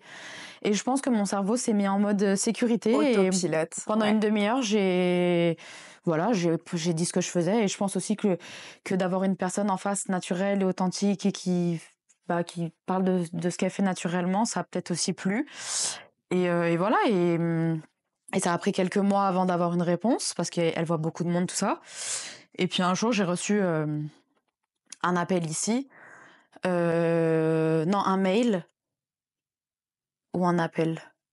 Un mail qui me laissait sous-entendre, en fait, que c'était bon, mais j'étais quand même pas sûre dans le mail. Le suspense était encore là. Ouais, j'étais pas sûre. Et en fait, quelques jours après, j'ai eu un appel où elle m'a dit bon bah voilà, on va travailler ensemble, tout ça. Moi j'étais dans mon téléphone. je me disais heureusement qu'elle me voit pas. Donc j'étais trop contente. Et en fait, je me rappelle, j'ai appelé mon copain, j'ai appelé ma mère et je leur ai dit voilà. Ça c'est la preuve en fait, c'est le ça signe. signifie quoi pour toi Ça a été mon signe parce que ça, en fait, ça arrivait juste après le moment où j'ai failli tout lâcher et je faisais que dire après à mon copain si je suis prise au bon marché je continue, si j'arrête, si je suis pas prise au bon marché, je pense que ça va me flinguer malgré tout et peut-être que j'envisagerais autre chose ou voilà, il y avait quand même ce truc. Et donc tout le monde autour de moi savait que j'attendais ça. Tu crois aussi Ah mais énormément, ma mère elle est très ma mère vit dans un univers un peu parallèle et je manifeste beaucoup et après c'est des choses personnelles mais moi il s'est jamais autant passé de choses dans ma vie que depuis que je manifeste. C'est exceptionnel. Donc c'est incroyable. Vraiment, donc ça fonctionne. En tout cas, pour toi, ça fonctionne. Je pense que ça fonctionne. Est-ce que, vraiment, parenthèse, je pense qu'il y en a beaucoup, il n'y a pas que moi là qui est intéressée, juste parce qu'effectivement, donc nous aussi avec Charlotte qui est derrière la caméra, et bien sûr qui est en folie aussi, on croit beaucoup aussi et on est persuadé que quand tu es sur la bonne voie et effectivement quand tu fais quelque chose qui t'est destiné, t'as les étoiles qui s'alignent, ça veut pas dire que tu ne rencontreras pas des moments plus durs et tout, c'est des hauts et des bas de toute façon l'entrepreneuriat. Mais d'un point de vue alignement, c'est-à-dire que si c'est vraiment fait pour toi, il y a des choses qui s'ouvriront, il y a des signes qui se montreront sur ta route. On parle beaucoup de la manifestation, on voit aussi beaucoup de choses sur TikTok. C'est quoi manifester? Comment on manifeste? Alors en fait, moi je crois beaucoup à la manifestation et en tout ce qui est synchronicité des choses, voilà. Et en fait, moi ma mère à l'époque me disait toujours Esmée, il faut écrire. Il faut poser ce que tu veux. Et elle me dit, mais ça suffit pas d'écrire. Quand tu l'écris, quand tu lis ce que tu as écrit, tu dois t'imaginer. Elle me dit, tu dois te voir dans l'environnement, tu dois te voir en train de faire, en fait, il faut vraiment s'imaginer. Et en fait, elle m'a dit, après, c'est propre à chacun. Elle me dit, mais moi, le soir, j'ai mon petit calepin, je lis ce que j'ai manifesté. En les lisant, je m'imagine dans cet endroit-là ou dans ce contexte-là. Elle me dit, je le vibre, en fait. Elle me dit, parce que les choses, pour attirer les choses à toi, tu dois les vibrer, c'est-à-dire que tu dois les ressentir quand tu les lis. Il suffit pas de les écrire ou de juste les lire comme ça, comme si on récitait une to-do list en fait dans sa vie. On doit vraiment les vibrer. Et au début, j'avais du mal et je comprenais pas trop ce qu'elle voulait dire en me disant vibrer. Et en fait, elle me disait, tu dois ressentir la chose. Elle me disait, tu vois, par exemple, pour le bon marché, elle me dit, en fait, il faut que tu t'imagines au bon marché, il faut que tu imagines ce que tu ressens. Et tu vois, même là, quand je te dis ça, je ressens les émotions. Tu vois, les émotions de quand je m'imaginais au bon marché, rentrer, voir mes trousses, voir les produits. C'est ça, en fait, manifester, tu vois. Et quand j'ai commencé à manifester et quand j'ai vraiment commencé à écrire et à le ressentir. Et à le ressentir surtout, je peux t'assurer que t'attires les choses à toi. Que quand t'es dans des périodes de merde ou que tu penses que de la merde et compagnie, t'attires que du mauvais. Et quand tu manifestes, t'attires vraiment de bonnes choses à toi. Et si les choses que t'as manifestées, elles se passent pas comme prévu, c'est vraiment parce qu'il y avait des raisons. Et moi, je les ai vues après. Ça, c'est l'après. Mais je peux t'assurer que tu te dis, ouais, putain, pourquoi il m'arrive ça? C'est horrible ce qui me tombe sur la tête. Et en fait, après, tu comprends pourquoi ça s'est passé comme ça. Pas sur le moment, jamais sur le moment. Mais quelques temps après, tu te dis... Heureusement. Heureusement et merci en fait que ça se soit passé comme ça. Exactement. Ouais, et je remercie toujours, je fais mes manifestations et je remercie l'univers. Trop bien, j'adore. Donc pour toi, là, à ce moment-là, le bon marché, c'est le signe en fait que tu attends. Et du coup, première fois que tu vois tes trousses au bon marché, c'est quoi? Alors en fait, il y a l'avant, parce que c'est là toute l'histoire et surtout l'histoire qu'on me dit mais il faut que tu racontes ça absolument. C'est vraiment l'histoire on me demande de raconter tout le temps. En fait, quand j'ai eu cette opportunité au bon marché, il faut savoir que la commande, je devais la livrer en mai, il me semble, de l'année d'après. C'est-à-dire que moi, j'ai su en septembre, mais le temps d'avoir la commande et compagnie, en fait, c'est pour l'exposition en fait de l'été d'après. D'accord. Ok. Donc en fait, on se dit bon, ça va, on a du temps, mais en fait, on n'a pas de temps. C'est comme un mariage, je pense. On se dit les gens ils disent on a du temps, mais il n'y a pas le temps. Et en fait, donc ça prend quand même du temps parce que le temps d'envoyer des prototypes au bon marché pour voir qu'est-ce qu'elles veulent, les quantités, il y a beaucoup de choses qui se mettent en place, donc ça prend des mois, hein. Donc ça prend des mois et des mois. Et en fait, quand j'ai la commande sous les mains, en fait, les quantités, elles sont astronomiques. Tu m'étonnes. Et c'est des quantités que j'ai jamais fait. Et en fait, moi, je suis pleine de calculs. C'est-à-dire que moi, je passe ma vie à faire des calculs. Je n'utilise pas Excel, ça rend fou mon copain. Et en fait, je passe ma vie à faire des calculs de combien d'heures il faut que je dorme là, en combien de temps je peux faire ça, si, ça, ça. Et en fait, je commence à calculer. Pas des calculs de chiffre d'affaires ou quoi, des calculs de ton organisation Non. de ta journée. Exactement. Ah oui, et je commence à calculer si je dors que 3 heures, combien de jours je peux tenir si je dors que 3 heures. Je commence à me faire des délires. Ah oui, des vrais Et en délires, fait, après bon nombre de calculs, je me rends compte que ce n'est pas faisable. Déjà de 1, que ce n'est pas faisable moi, toute seule. Et que aussi, il y a une partie qu'il faut voir aussi derrière, c'est que quand on crée une collection et qu'on envoie une commande comme ça, tout ce qu'on produit, il faut acheter les tissus. Il faut tout acheter, les fermetures éclairs, les étiquettes, le rembourrage. Tout ça, ça coûte très cher. Surtout quand on fait du Made in France. Ouais. Ça, c'est un choix après qu'on fait. Moi, j'ai fait le choix de faire du Made in France, de faire du circuit court, pardon. Donc, la somme aussi est astronomique. Wow. C'est une somme que j'ai pas. Et là, je me dis, comment je vais faire ? Donc, c'est la panique à bord. Mon copain m'a dit, écoute, Esmé, il va falloir trouver un atelier. Il m'a dit, il va falloir trouver un atelier. Les fonds, on va les trouver, ne t'inquiète pas. Moi, je voulais pas demander à mes parents. J'ai jamais demandé d'argent à mes parents. Je me suis toujours débrouillée. Il était hors de question que je demande de l'argent à mes parents. Donc, j'ai été aidée par d'autres moyens. D'accord. Voilà. Déjà, moi, j'ai mis toutes mes économies. Donc, c'était tout ou rien. C'est-à-dire que là... T'as fait all-in, quoi. Exactement. Moi, j'ai mis toutes mes économies. C'est-à-dire que je me suis mis à 0. Voilà. Donc, j'ai mis toutes mes économies dans le truc. Mon copain m'a aidé énormément parce qu'il croit énormément en moi. Et c'était de l'argent durement gagné. Wow. Et c'est terrible la pression que ça met en plus parce que, en fait, on se dit... J'ai pas le droit à l'erreur. Exactement. Parce qu'en fait, quand c'est son argent, si on le perd, on le perd, on est dégoûté, mais on le perd. Mais quand c'est l'argent de quelqu'un d'autre, quelqu'un qui travaille extrêmement dur pour avoir cet argent-là, c'est dur de se dire, on peut pas le décevoir, on peut pas perdre cet argent, en fait. Donc, je réunis les fonds et là, en fait, je trouve un atelier avec qui je suis en contact, c'est 2 associés. Je trouve un atelier, donc on fait ensemble tout ce qu'il faut. Je leur fais faire les prototypes. C'est un travail tout ça aussi, hein, ça prend du temps, tout ça. Ils m'envoient les prototypes, c'est bon et tout.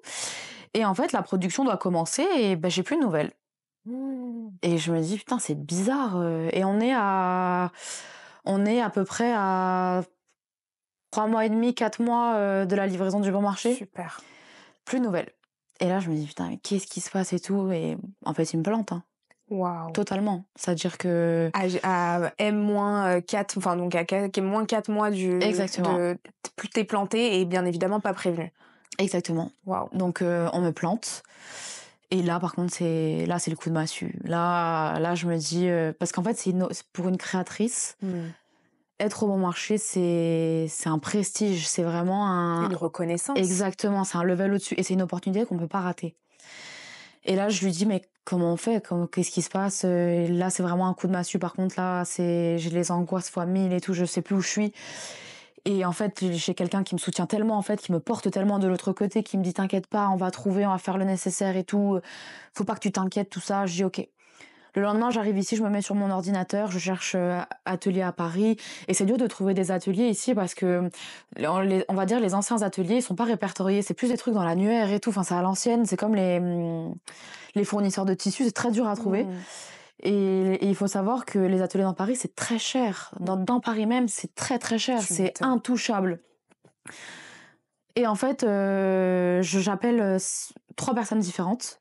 3 ateliers différents et je leur dis il me faut un rendez-vous là demain et ils me disent ok, tous ils me disent ok, de toute façon c'était ça ou rien, donc je leur dis moi demain il me faut un rendez-vous, voilà. Et donc avec mon copain on part en voiture à nos rendez-vous, on fait les 3 ateliers. Donc, on voit les 3 ateliers, on leur demande des prototypes, donc aux 3. Moi, j'ai un coup de cœur pour le 3e. Voilà, je vois l'atelier comment il est, elles sont 6. Parce qu'il y a une différence entre atelier et usine. Ouais, Voilà, et en bien fait, une sûr. usine, moi, ma vision, c'est vraiment l'énorme usine. Il y a 50 000 personnes, un atelier, c'est des ateliers indépendants. Beaucoup plus humain. Exactement, et c'est tout à fait ça. Donc, il y avait ce souci-là aussi. Donc, ils me font des prototypes. Les 2 premiers ateliers, les prototypes sont catastrophiques. Aïe, aïe, aïe. Parce que ce qui est dur quand on doit décider aussi d'être aidé, et quand on est minutieuse comme moi, c'est qu'en fait, le moindre truc, on le voit. D'accepter C'est de déléguer terrible. et d'accepter que ce sera pas fait comme nous, potentiellement, on l'aurait fait. Exactement. Tu Mais vois. c'est terrible. Et ça, Ouais. vraiment, bon, eux, les protos, vraiment, ça n'allait pas. Hein. C'était vraiment catastrophique. Et le 3e, je vois les prototypes. Bon, il y a des petits trucs qui me gênent. Bon, à l'heure actuelle, il y a encore des trucs qui me gênent. Hein, je vais pas te mentir. Et moi, je vois toujours un point qui a sauté. Que nous, on ne voit absolument pas, Non. bien sûr. Mais c'est ça, oui, les gens autour bien de moi, à sûr. chaque fois, ils me disent, mais t'es folle. Genre, Ouais. oui. C'est comme tu serais pas la créatrice. Bah, bien si sûr. t'étais pas comme ça, c'est tu comme un vois. pâtissier. Il va manger une pâtisserie. Ouais. Il va te dire, la pâte, elle a été faite avec tel ingrédient ou tel Ouais. truc et pas ça. Enfin, Ouais. c'est Bien exactement sûr, pareil. bien sûr. Donc, Donc, et le 3e, le 3e est est, voilà. bien. Le prototype est... Ouais, et en plus, c'est rigolo parce qu'au début, mon copain, il me dit, ouais, tu te fais un peu avoir par le marketing parce qu'ils sont un peu parleurs et tout, Ouais. nanana. Je dis, non, je sais pas pourquoi, il y a un Tu le truc. sens bien, quoi. Ouais, je le sens bien, tu vois. Et il me dit, je dis, ok et tout. Et en fait, quand ils me proposent leur prix, Impossible. catastrophe. Et en fait, mon copain, c'est beaucoup plus son domaine à lui, tout ça. Et je l'emmène avec moi et je lui dis, il faut que tu négocies. Là. Et je lui dis, tu vas au front, tu négocies. Et en fait, il a quand même réussi à négocier. Ça reste cher, évidemment, parce que c'est produit en France. Mais ça reste correct. Voilà, on s'y retrouve. D'accord. Donc, on dit, ok, c'est parti. Et en fait, moi, la question, évidemment, que j'ai posée à tous les ateliers en premier lieu, c'est, voilà, j'ai 2 mois devant moi. Est-ce que vous pouvez produire tant de pièces? Voilà, c'est oui ou non. Parce que déjà, si vous me dites non, Ça sert à rien, on arrête je vais là, pas quoi. gâcher votre Ouais. temps, ça sert à rien. Eux, ils me disent oui, c'est ok, c'est bon. Je dis bon, bah super et tout. Ils me disent bon, bah voilà, vous nous apportez tout. Donc j'apporte tout. Et ils me disent, il nous faut juste les patrons en digitalisé. Parce que tu vois, moi, tu vois, derrière, je travaille avec des patrons papier. Ouais. Je travaille à l'ancienne, tu vois. Je dessine sur du canson, tout ça. Et eux, ils les font en digitalisé. Et ça a été la dernière étape un peu, voilà. Et donc, je vais chercher les patrons en digitalisé sur clé USB. Et en fait, je retourne à l'atelier. Et c'était déjà, je perdais du temps. Hein. Je perdais 3 jours, 4 jours, 5 jours. C'était insupportable. On était à 2 mois max, vraiment. Donc, un stress monumental. Et en fait, j'arrive et quand ils branchent les patrons, c'est pas mes patrons. C'est des pantalons qui s'appellent les pantalons Matisse. Donc, si tu es la créatrice des pantalons Matisse, j'ai eu tes patrons. Voilà, pour le coup. Non. Bon, ils sont restés au chaud. Je les ai jamais... voilà, parce que c'est quand même très personnel des patrons. J'ai dit, je lui ai rendu la clé USB. C'était pas mes patrons, donc je me retrouve encore à perdre 5 jours. C'est pas vrai. Je te jure. Et ils ouvrent, ils me disent, mais c'était pas des trousses? Je dis si. Ils me disent non, c'est des pantalons. Ah non. Je dis non. Et là, tu dis, c'est pas possible, c'est bon. Je dis non. Stop. Mais en fait, il m'arrivait que des merdes. Ouais, C'était horrible. ouais. Et ma mère qui m'appelait, qui me disait, c'est pas possible qu'il t'arrive autant de mal. Ça, c'est des gens, ils sont vieux. Il faut que tu te laves avec du sel. Et je rentrais le soir à la maison avec le gros sel et je me frottais. Bien sûr, le sel, l'Himalaya, bien évidemment. Et je me frottais partout avec du sel. Je me frottais. J'étais rouge quand je sortais du bain. Mais ça fonctionnait. Ça fonctionnait même quand on se couche, on est plus léger. Ouais, l'œil. J'ai du sel d'ailleurs quelque part dans mon sac. Il y en a, si tu regardes dans les coins, même il y en a ici. Oui, tout bien partout. sûr. C'est bien, on a les mêmes astuces. Voilà, exactement. Et bref, donc je repars encore une semaine, donc c'est très dur. Et en fait, quand j'emmène tout, là c'est le drame, vraiment. Parce qu'en fait, si tu veux, en fait, je vais te montrer pour que tu comprennes. En fait, les trousses qu'elle voulait, que je faisais, elles sont molletonnées. Le molleton, c'est ça. Ouais. Voilà, ça c'est le molleton. Et en fait, eux, ils pensaient que j'allais emmener le tissu sur rouleau déjà molletonné. Voilà, parce que ça prend énormément de temps de faire ça. Ah ouais. Donc, ils pensaient qu'il était déjà molletonné. Et en fait, l'atelier me dit, ah bah non, en fait, on peut pas. Je dis, ah non, s'il vous plaît, mais c'est pas possible. Ils me disent, écoutez, Esmeralda, ils me disent, si on te coupe le tissu, toi, tu à ton atelier, et tu nous le molletonnes. Tu molletonnes. Il me dit, et nous, derrière, on te fait la commande, tu vois. Il me dit, nous, on peut la faire en 3 semaines. Ok, il me dit, donc, si tu molletonnes, c'est bon. Et à ce moment-là, j'ai menti, dis-toi. C'était un mensonge, un petit mensonge. Il me dit, mais vous êtes combien pour molletonner dans ton atelier? Et je lui dis, bah, on est 4. Parce que je savais que si je lui disais que j'étais Bah ouais, seule, il allait te dire non. mais il allait me dire mais tu vas jamais y arriver, c'est pas possible. Et là, ça a été la plus grande aventure de ma vie. T'as molletonné jour et nuit. En fait, je t'explique. Je suis rentrée à la maison. Et donc, j'ai dit à Polo, faut qu'on trouve une société pour molletonner, en fait. On cherche une société. Il n'y en a pas à Paris, il y en a que dans le sud de la France. Et elles te prennent 10 € du mètre. 10 € du mètre, c'est énorme. C'est catastrophique. Ouais, c'est-à-dire que tu t'es à perte. Plus du tout, quoi. Donc, c'est catastrophique. Et donc, en fait, je suis sur ma table à faire tous mes calculs encore avec 15 fiches sur la table. Voilà. Et en fait, je dis à mon copain, voilà. J'ai dit, en 12 jours, je peux faire 850 pièces si je fais 6 heures, 22 heures, et qu'à 22 heures, je reste à l'atelier, je mange, je dors, et je me réveille le lendemain à 6 heures. J'ai dit, je pense que si j'arrive à dormir de 22h30 à 6 heures, parce que moi, si je dors, je suis une machine de guerre. Ouais. Je suis donc, tant que je dors, ça va le faire. Il me dit, il me dit là, t'es sûre et tout. Je dis oui. C'est-à-dire que je me suis chronométré combien de temps je mettais pour faire une trousse. Wow. Tu vois. Donc, tu vois, une comme ça, pour faire le molleton, c'est 10 minutes à peu près. Ok, 10 minutes. Pour les pochettes plates, parce que j'avais aussi les pochettes plates, c'était 5 minutes 50. Et je savais exactement par produit, et donc combien je pouvais en faire par heure, et donc combien je pouvais en faire par jour. Et donc, j'avais un quota. Wow. Tu vois. Donc, j'avais ce quota-là. Et surtout, non, je te dis des bêtises. La première commande, ils me les ont pas coupées, justement. Ça qui a été dur, c'est que j'ai dû couper les tissus à la main. Oh là là. Donc, couper toutes les pièces et molletonner en même temps. Et je dis à mon copain et ma mère et ma sœur, qui sont vraiment très proches de moi, je leur dis par contre, je vais avoir besoin d'aide parce que je vais avoir besoin de quelqu'un qui coupe et qui trace. Parce qu'en fait, tu traces, comme sur les patrons qui sont derrière, tu dois tracer le molleton au stylo effaceur d'abord pour pouvoir après coudre sur les traits. Tu vois. Ok. Et je vais avoir besoin de quelqu'un pour venir découper les tours après de tissu. Et donc, en fait, le premier, donc, je commence. Donc, j'ai dormi ici. J'ai dormi ici pendant 12 jours. Et en fait, le premier soir, ma mère et ma sœur viennent, mais en fait, elles sont pas douées du tout. Bah ouais, mais donc ça te fait perdre encore plus. Elles me font des trous dans les trucs et tout, et je me dis, mais parce que c'est pas leur domaine, tu vois. Donc en fait, t'es en mode non, exactement, tu vois. Et je me prends la tête d'ailleurs avec ma mère ce soir-là, tu vois, tellement stressée et tout. Et en fait, ma mère me dit, écoute, on n'est pas doué avec Isa, voilà. Elle me dit, mais par contre, en fait, à la fin de la première journée, en fait, j'avais tellement mal à la tête à cause du bruit de la machine, parce que c'était en continu, et j'avais tellement mal aux mains et aux pieds droits à cause de la palette, que en fait, elles m'ont dit, si tu veux, le soir, on se relaie pour te masser. D'accord. Et donc, en fait, pendant 12 jours, un jour sur deux, il y avait ma mère et ma sœur qui venaient pour me masser les mains. Et les épaules et tout, et pour qu'en fait, j'arrive à tenir le choc, en fait. Vraiment pour que j'arrive à tenir le coup. Et mon copain, qui travaillait de 16h à 3h du matin, il rentrait à 3h et en fait, il revenait ici à 7h, il restait jusqu'à 15h, il repartait. Donc en fait, pendant 12 jours, il a pratiquement pas dormi, c'était terrible. Il y a même un soir où il est venu ici et j'étais sur mon tapis de yoga, il est là. Et je dormais sur mon tapis de yoga et il supportait plus de me laisser seule. Donc en fait, il venait se coucher sur le tapis de yoga avec moi le soir pour pas que je dorme. C'était incroyable. Ça a été très très dur. Je mettais le casque anti-bruit et tout pour coudre. Mais j'y suis arrivée au bout de 12 jours. Le 12e jour, j'ai fini. Dans un état second. Mais tu m'étonnes. Et c'était vraiment une aventure folle. L'aventure folle. Et ce qui est très drôle aussi, c'est que j'avais pas le temps de me faire à manger. Et je m'octroyais une pause que de 20 minutes par jour pour manger. Et en fait, si tu veux, j'allais à Auchan, là, à côté, aux Trois Moulins. Et en fait, j'ai acheté, c'est dégueu en plus, j'ai acheté que des packs de riz cantonais à mettre au micro-ondes, tu vois. Et je remplissais d'étages le frigo de barquettes de riz cantonais. Et pendant les 12 jours, et ça a duré après pendant longtemps, je n'ai mangé que du riz cantonais tous les midis. C'était un truc de fou. Comme quoi, c'est sous-coté parce que du coup, ça t'a permis de tenir la cadence. Très mauvais. Mais tous les midis, je mangeais ça. C'était impressionnant. Et le soir, dès que j'avais fini, tac, j'éteignais la machine, je mettais mon tapis de yoga. Et dodo.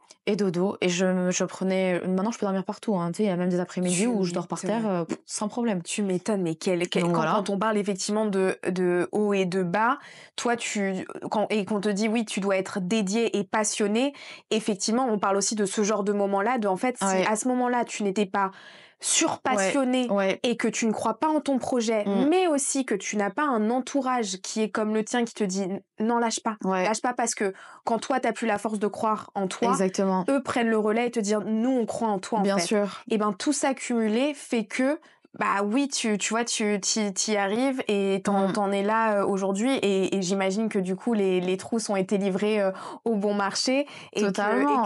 qu'ils en ont vu que du feu. Mais quelle histoire de fou, quoi. Et surtout, je pense que à la fin de ces 12 jours, j'ai compris à quel point les limites sont franchissables, en fait, chez l'être humain. Parce que déjà, ces limites-là, quand je suis arrivée à ma limite, je l'ai senti, hein, quand je suis arrivée à ma limite.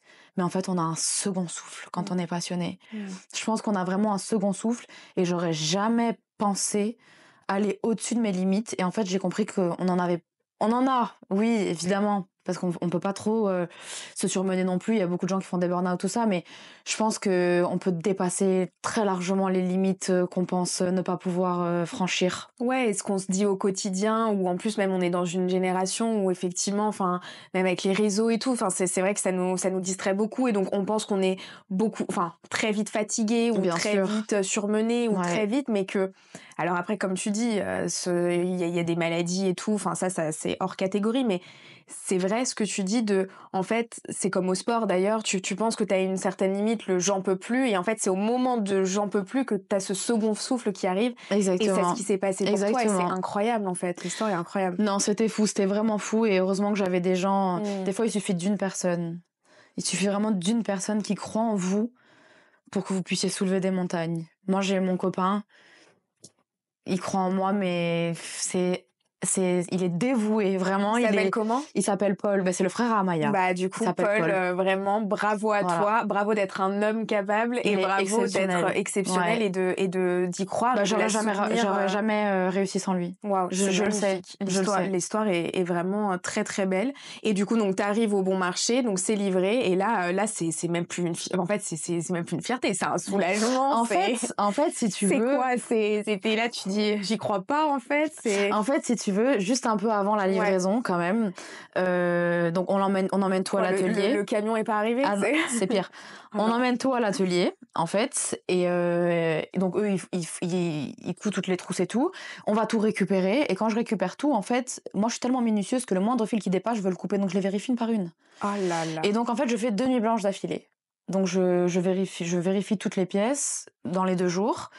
Et en fait, au bout du 2e jour, un matin, j'ai mon copain qui arrive à l'atelier ici, qui m'attrape par le callback comme ça, et qui me dit tu vas rentrer à la maison maintenant. Il me dit ça suffit. Il me dit t'as les yeux ouverts comme des paraboles. Il me dit je sais que c'est ton travail, que tu adores ça, que t'es une tarée du travail. Il me dit mais là il faut rentrer. Donc je rentre à la maison, je dors tout l'après-midi. Et je retourne le soir pour tout emballer, parce qu'on dirait pas, mais aussi l'emballage, ça prend énormément de temps. Emballer tous les produits un par un, empaqueter quand il y a beaucoup de pièces. T'es toute seule, hein? On le fait à 2, on fait tous les 2. Ouais, 2. Voilà. Et en fait, le matin où on doit livrer, moi je dors ici, et lui il dort à la maison. Et en fait, je l'appelle, et il me répond pas. Et il dort en fait, parce qu'il est tellement exténué. Parce que lui, il travaille en restauration. Il était tellement exténué de ce que je lui avais fait subir, plus lui son boulot, que le jour J, il ne se réveille pas. Et je pars d'ici, je fais le rallye jusqu'à chez moi. Je dis réveille-toi, vite, il faut y aller et tout. Et en fait, il arrive ici et en fait, on dépasse l'horaire. Wow. C'est-à-dire qu'on empaquete, mais à un moment donné, je lâche tout, je lui dis on va pas y arriver. Je lui dis on va pas y arriver, c'est fini, genre on n'y arrive pas. Et je pleure. Et lui, il me dit, t'inquiète pas, appelle le bon marché, tu leur dis que t'as eu un souci pour la livraison aujourd'hui, que tu vas les relivrer. Et en fait, je l'appelle et elle me dit, ah mais y a pas de souci, tant que c'est dans la semaine. Je dis, ah bon, et tout, moi je savais pas, moi j'étais persuadée c'était ce jour et c'est tout.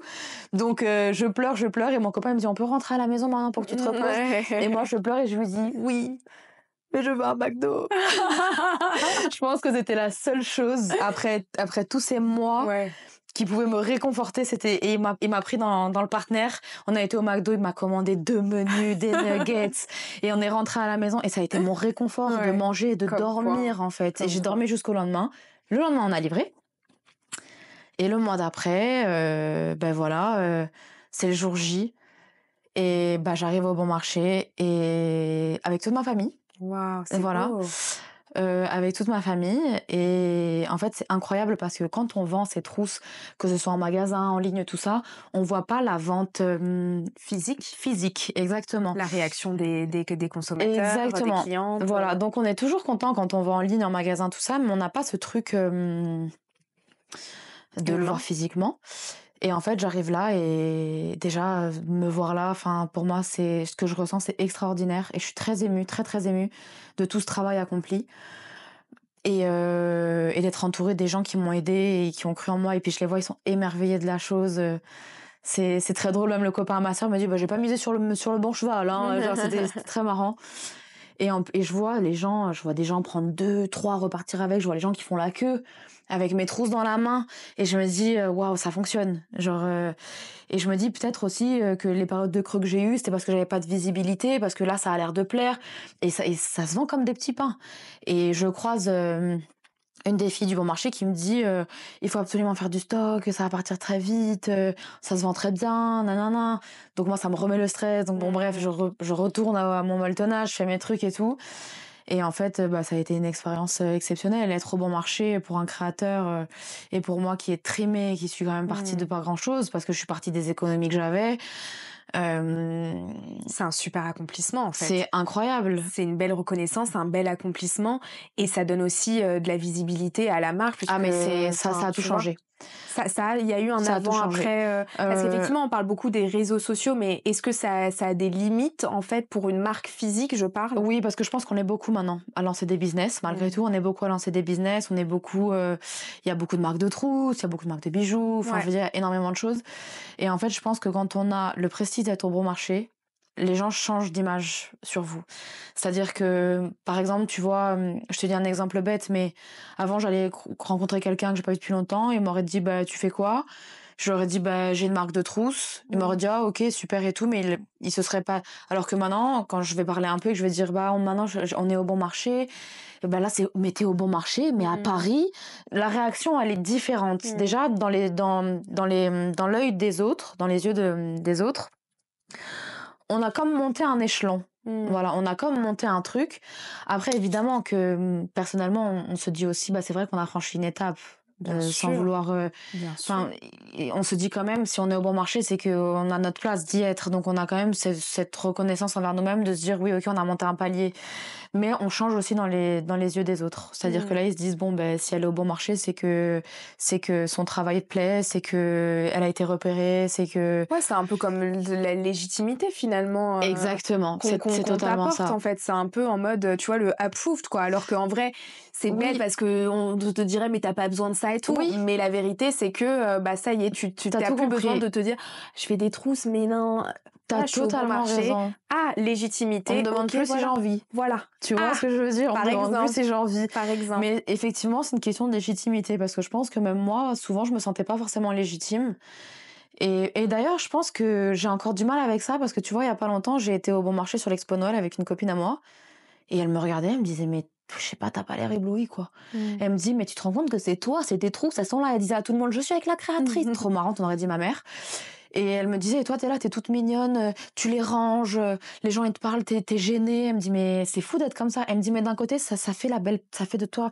Elle me dit, La t'es tellement partie une belle, authentique. c'est ça. Elle me dit, t'es tellement une belle personne. Elle me dit, même quand on te dit que c'est joli, tu deviens rouge. Elle me dit, et je trouve que tu gardes ce truc, justement, c'est pas que t'es pas légitime, mais ce truc de très très humble, enfin oui, très très tu vois, t'es très très très humble et je pense aussi que c'est aussi par toutes les phases aussi que tu es passée, c'est ta mentalité aussi de bosseuse, de bien je pense sûr, rien prendre pour acquis, tu vois, où là tu te dis ok c'est plus juste moi et mes trousses, c'est mes trousses qui sont dans un bien lieu qui est sûr, reconnu à Paris. bien sûr, Enfin, je veux dire, quand tu prends 2 secondes et tu regardes tout le chemin que tu as parcouru, bien sûr, bah, la petite enfant hippie, je pense qu'elle est très fière de toi, tu vois. clairement, Et je pense que c'est important aussi de, même pour toi, de se dire que, ok, ça veut pas dire que c'est la finalité et en mode ça y est, j'ai tout réussi, mais ça ouvre un nouveau chapitre. exactement. Et une belle reconnaissance de ton travail aux yeux de juste Bien sûr. plus toi Esmé et son entourage. Totalement. Et c'est beaucoup plus grand, tu vois.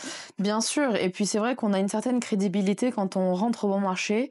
Et j'ai été contactée, du coup, dès que j'ai été au bon marché, c'est là que j'ai commencé à me voir avec plus d'influenceuses, que je voyais mes produits. Il y a pas longtemps, j'ai vu mes trousses avec Romy. C'est une fille que je suis depuis tellement longtemps. Je vois ma trousse Enfin, il y a plein de choses comme ça. J'ai travaillé avec SVR, les laboratoires SVR. Génial. J'ai fait je leur ai fait des trousses. Ouais, ça ouvre des portes, quoi. Ça ouvre des portes, des magasins, des petits magasins indépendants. Il y en a, je travaille avec 2 magasins en Corse, un nouveau magasin là depuis peu. Donc c'est des magasins qui me voient au bon marché. Donc déjà on gagne une visibilité qui est énorme, qui a rien à voir avec quand on est simplement sur les réseaux sociaux. On gagne une visibilité qui est énorme et une crédibilité aussi qui est énorme parce que du coup, les gens vont te voir au bon marché, ils vont aimer ce que tu fais et ils vont dire qu'en plus si t'es là, c'est que ça marche. Donc ta place. Exactement. T'as plus besoin de t'excuser en fait. Voilà. Donc il y a ce truc là et du coup aujourd'hui t'es toujours seule avec ton atelier ou il y a eu du changement depuis? Alors du coup, maintenant... Bon, il y a Paul, on le sait. Hein, lui, il est toujours là. Lui, c'est mon comptable. Voilà, c'est tout, ça, je pense. Le négociateur, ok, le psychologue. Exactement. Et d'ailleurs, c'est quand on a été au bon marché la première fois, il me disait « Oh, ça fait plaisir, c'est moi qui les ai tracés. » Il y avait une part de lui, en fait. Il y avait une part de lui aussi dans tout ça. Ouais. Donc c'était... Et puis, si tu remarques bien, souvent, je dis pas je dis « on ». Ouais, c'est pour ça. Tu vois, c'est-à-dire toujours on parce que oui, il y a toute une il a tout fait pour cette marque. Il s'est donné à fond. Donc clairement je dis on. Et du coup donc là effectivement il y a des choses qui ont ou en tout cas quand est-ce qu'on se dit ok là je vais peut-être recruter, je vais peut-être... Oui totalement, c'était ça ta question, je me suis égarée. En fait si tu veux, pour tout ce qui reste, pour tout ce qui est grandes enseignes ou quand j'ai des quantités qui sont outre ma capacité, en fait, moi, je fais une partie et l'atelier va faire une autre partie. D'accord. Voilà, okay. Mais je suis très aidée. Okay. C'est-à-dire que, par exemple, quand c'est pour le bon marché, moi, je fais une partie du montage et eux, ils font la deuxième partie du montage. D'accord. Voilà. Et parce que c'est des quantités que tu peux pas faire seule dans tous les cas. Okay. Et après, pour tout ce qui est petite boutique ou concept store, ou par exemple, là, tu vois, cette année, j'ai décidé de faire tous les marchés de Noël, tu vois. Tout ça, c'est moi. Ok. Voilà, tout ça, c'est moi parce que c'est des choses... en fait, si tu veux, moi, je couds le matin. Ok. Voilà, donc de 6h à midi. D'accord. Et l'après-midi, je m'occupe de tout ce qui est contenu, comptabilité. D'accord, c'est comme ça que tu agences en général tes journées. Exactement. Ok. Donc je fais ça, donc j'ai quand même toujours la partie moi et je couds aussi les nouveautés, comme les nouveaux paniers cosmétiques, les baby bags aussi pour les sacs et tout. Ça, c'est des nouveautés. Les chouchous aussi, c'est quelque chose qui se fait assez facilement, donc c'est des choses que je fais et je pense que de toute façon, j'aurais pas pu arrêter de coudre totalement. Ouais. Tu vois, t'as des gens à un moment donné, ils délèguent, mais ça fait aussi partie de moi. Donc je garde aussi cette partie-là, même si j'ai la partie très créative de créer les collections, de choisir les tissus. Où est-ce que tu trouves toutes tes inspirations ? Énormément Pinterest. En fait, je fais beaucoup de tableaux sur mon ordi. Je fais énormément de tableaux Pinterest. Et j'adore depuis toujours. À l'époque, ça s'appelait pas... Il y avait Pinterest, mais il y avait Weartit. Je sais pas si t'as connu. Non, pas du tout. Alors, à l'époque, il y avait ça. C'était une application un peu comme Pinterest. Et j'adorais ça. Déjà, il y a très longtemps. Je pense que c'était vraiment il y a des années. Et puis tu sais, j'adore les fleurs, j'adore les motifs, tu vois, je m'habille toujours, j'adore le rose. Donc on va dire que j'ai aussi des fournisseurs qui ont énormément d'imprimés. C'était très dur à trouver, les fournisseurs c'est très très dur à trouver, surtout quand c'est à proximité. Et en fait, c'est vrai que le tissu, c'est un peu un flot inépuisable de matière, malgré tout. Et ça fait que on a énormément de choix d'imprimés différents. Et moi, j'adore les imprimés, donc tout ce qui est fleurs, donc voilà. Il peut y avoir vraiment du vintage rétro, au très girly, ouais, c'est clair, il y a de tout. Hein. Au plus universel. Comme ça peut aussi plaire à tous les âges. Tu vois ce que je veux dire ? Donc j'essaie vraiment de faire des trousses qui plaisent à tout le monde. Ouais, à tout le monde, c'est clair. Aujourd'hui, du coup, donc la marque s'approche très dangereusement, ou même dans 2 semaines, elle a 3 ans. Ouais. Alors si on revient un petit peu à ce qu'on s'est dit au début du podcast, on te dit voilà, la marque il faut 3 ans. Qu'est-ce que tu tires, où en est la marque aujourd'hui et quel bilan tu tires de ces fameux 3 ans ? Alors, je pense que effectivement. Après, je pense que chacun dans son entreprise ou dans sa marque, comment dire, prend le temps qu'il lui faut en fait. Bien Ou ça, sûr. chacun a vraiment ses trucs. Moi, je pense que malgré tout, c'est quand même pas faux. C'est quand même pas faux parce que la première année, on se découvre un peu, on découvre ce qu'on veut faire, on tâte le terrain. La deuxième année, on commence à avoir quelques opportunités. Ça fait que ça nous booste, qu'on veut aller chercher plus loin. Et la troisième année, quand on est bien en place, qu'on a les reins solides et que voilà, là, moi j'ai eu une plus grosse opportunité forcément, donc moi c'est ce qui m'a fait bouger le plus dans la troisième année. Mais c'est vrai que pour moi, du coup, c'est vrai. Ouais. C'est la troisième année qui a conclu. Voilà, et c'est vrai que à l'heure actuelle, j'en vis très bien. La question est répondue. Voilà, j'en vis. J'ai réussi maintenant à avoir de la trésorerie. J'ai réussi maintenant à avoir un fonds de roulement. Donc, tu as beaucoup moins le stress que tu as avant de te dire ok, j'ai des opportunités, mais est-ce que je vais avoir les fonds nécessaires? J'ai créé ce fonds de roulement. Je me verse un salaire tous les mois. Donc oui, je vis de la marque et c'est une aventure qui est pas terminée. Il va y avoir encore de très très belles opportunités pour l'année prochaine qui sont déjà Trop en cours. bien. Et j'ai renouvelé, du coup, comme je te disais, avec le bon marché pour Noël. Donc j'y Génial. suis là à Noël et C'est incroyable. au premier étage sur un autre corner, mais qui est c'est encore plus exceptionnel de le voir en période de Noël parce que Ouais. on a ce truc des grands magasins en période de Noël, tout Qui est juste illuminé. sublime. Enfin, après, moi, c'est très personnel, mais Le Bon Marché, pour moi, c'est mon magasin préféré de Paris. Donc, vraiment, si vous avez l'occasion, allez-y au premier étage, Au premier étage, ouais. pop-up, Exactement. pour, du coup, Noël à Paris. découvrir Neurosisters Club. C'est quoi les projets futurs, ou en tout cas, parce qu'effectivement, il y a les trousses. Je vois qu'il y a aussi d'autres produits dérivés. Bien sûr. Est-ce que pour toi, l'année prochaine, enfin, on va dire allez, tes manifestations, ça, on va le garder pour toi, Bien sûr. parce que voilà, il y a le côté superstition, mais plus le côté en mode objectif où tu dis, bah, je sais pas, pour l'instant, voilà, je suis bien avec mon atelier. Est-ce que je recrute? Est-ce que je fais d'autres produits dérivés? Bien C'est quoi un sûr. petit peu les challenges de l'année prochaine? Alors déjà, c'est vrai que j'ai pour projet de faire plus de produits. D'accord. Tu vois, là j'ai sorti les paniers cosmétiques, les petites baby bags, mais c'est toujours des choses qui vont rester dans de l'accessoire ou dans les pochettes, les trousses. J'ai réfléchi et je me suis dit, est-ce que je vais faire à un moment donné des vêtements ou est-ce que... Je sais pas. Ça reste encore un peu flou là-dessus. Parce que malgré tout, j'aurais jamais pensé que ce serait sur ce produit-là que je ferais ma marque. Enfin, que ce serait vraiment le produit phare, en fait, qui aurait une telle explosion pour des trousses, tu vois. Mais d'un autre côté, je me dis, est-ce que je resterais pas quand même sur des accessoires comme ça, malgré tout, mais refaire des collections, faire d'autres styles de pochettes, parce qu'on peut faire énormément de choses. Peut-être aussi des pochettes qu'on porte pour sortir. Peut-être. J'ai des prototypes en cours. Trop bien. Donc, on m'a beaucoup demandé les bobs aussi, parce qu'à une période, je faisais des bobs, mais que je vendais un peu comme ça. Quand j'en faisais un, je disais, bon, bah, il y a un bob. Et peut-être aussi ça, parce que les bobs pour l'été, il y a énormément de gens qui me les ont demandé. Donc, oui, il y a possibilité d'avoir plus de produits. Et j'aimerais m'étendre le plus possible. Ouais. Voilà. Garder aussi et la vente en ligne, qui est du coup, tu vends dans toute la France? Sur mon site internet, je vends partout. Voilà, c'est ça. Ouais. On peut te commander sur le site internet et du coup, tu livres partout. Plus, du coup, développer le réseau distributeur. Voilà. C'est vrai que j'ai la chance jusqu'à maintenant que les opportunités soient venues à moi. Mais je pense que je dois aller chercher aussi les opportunités maintenant. Voilà.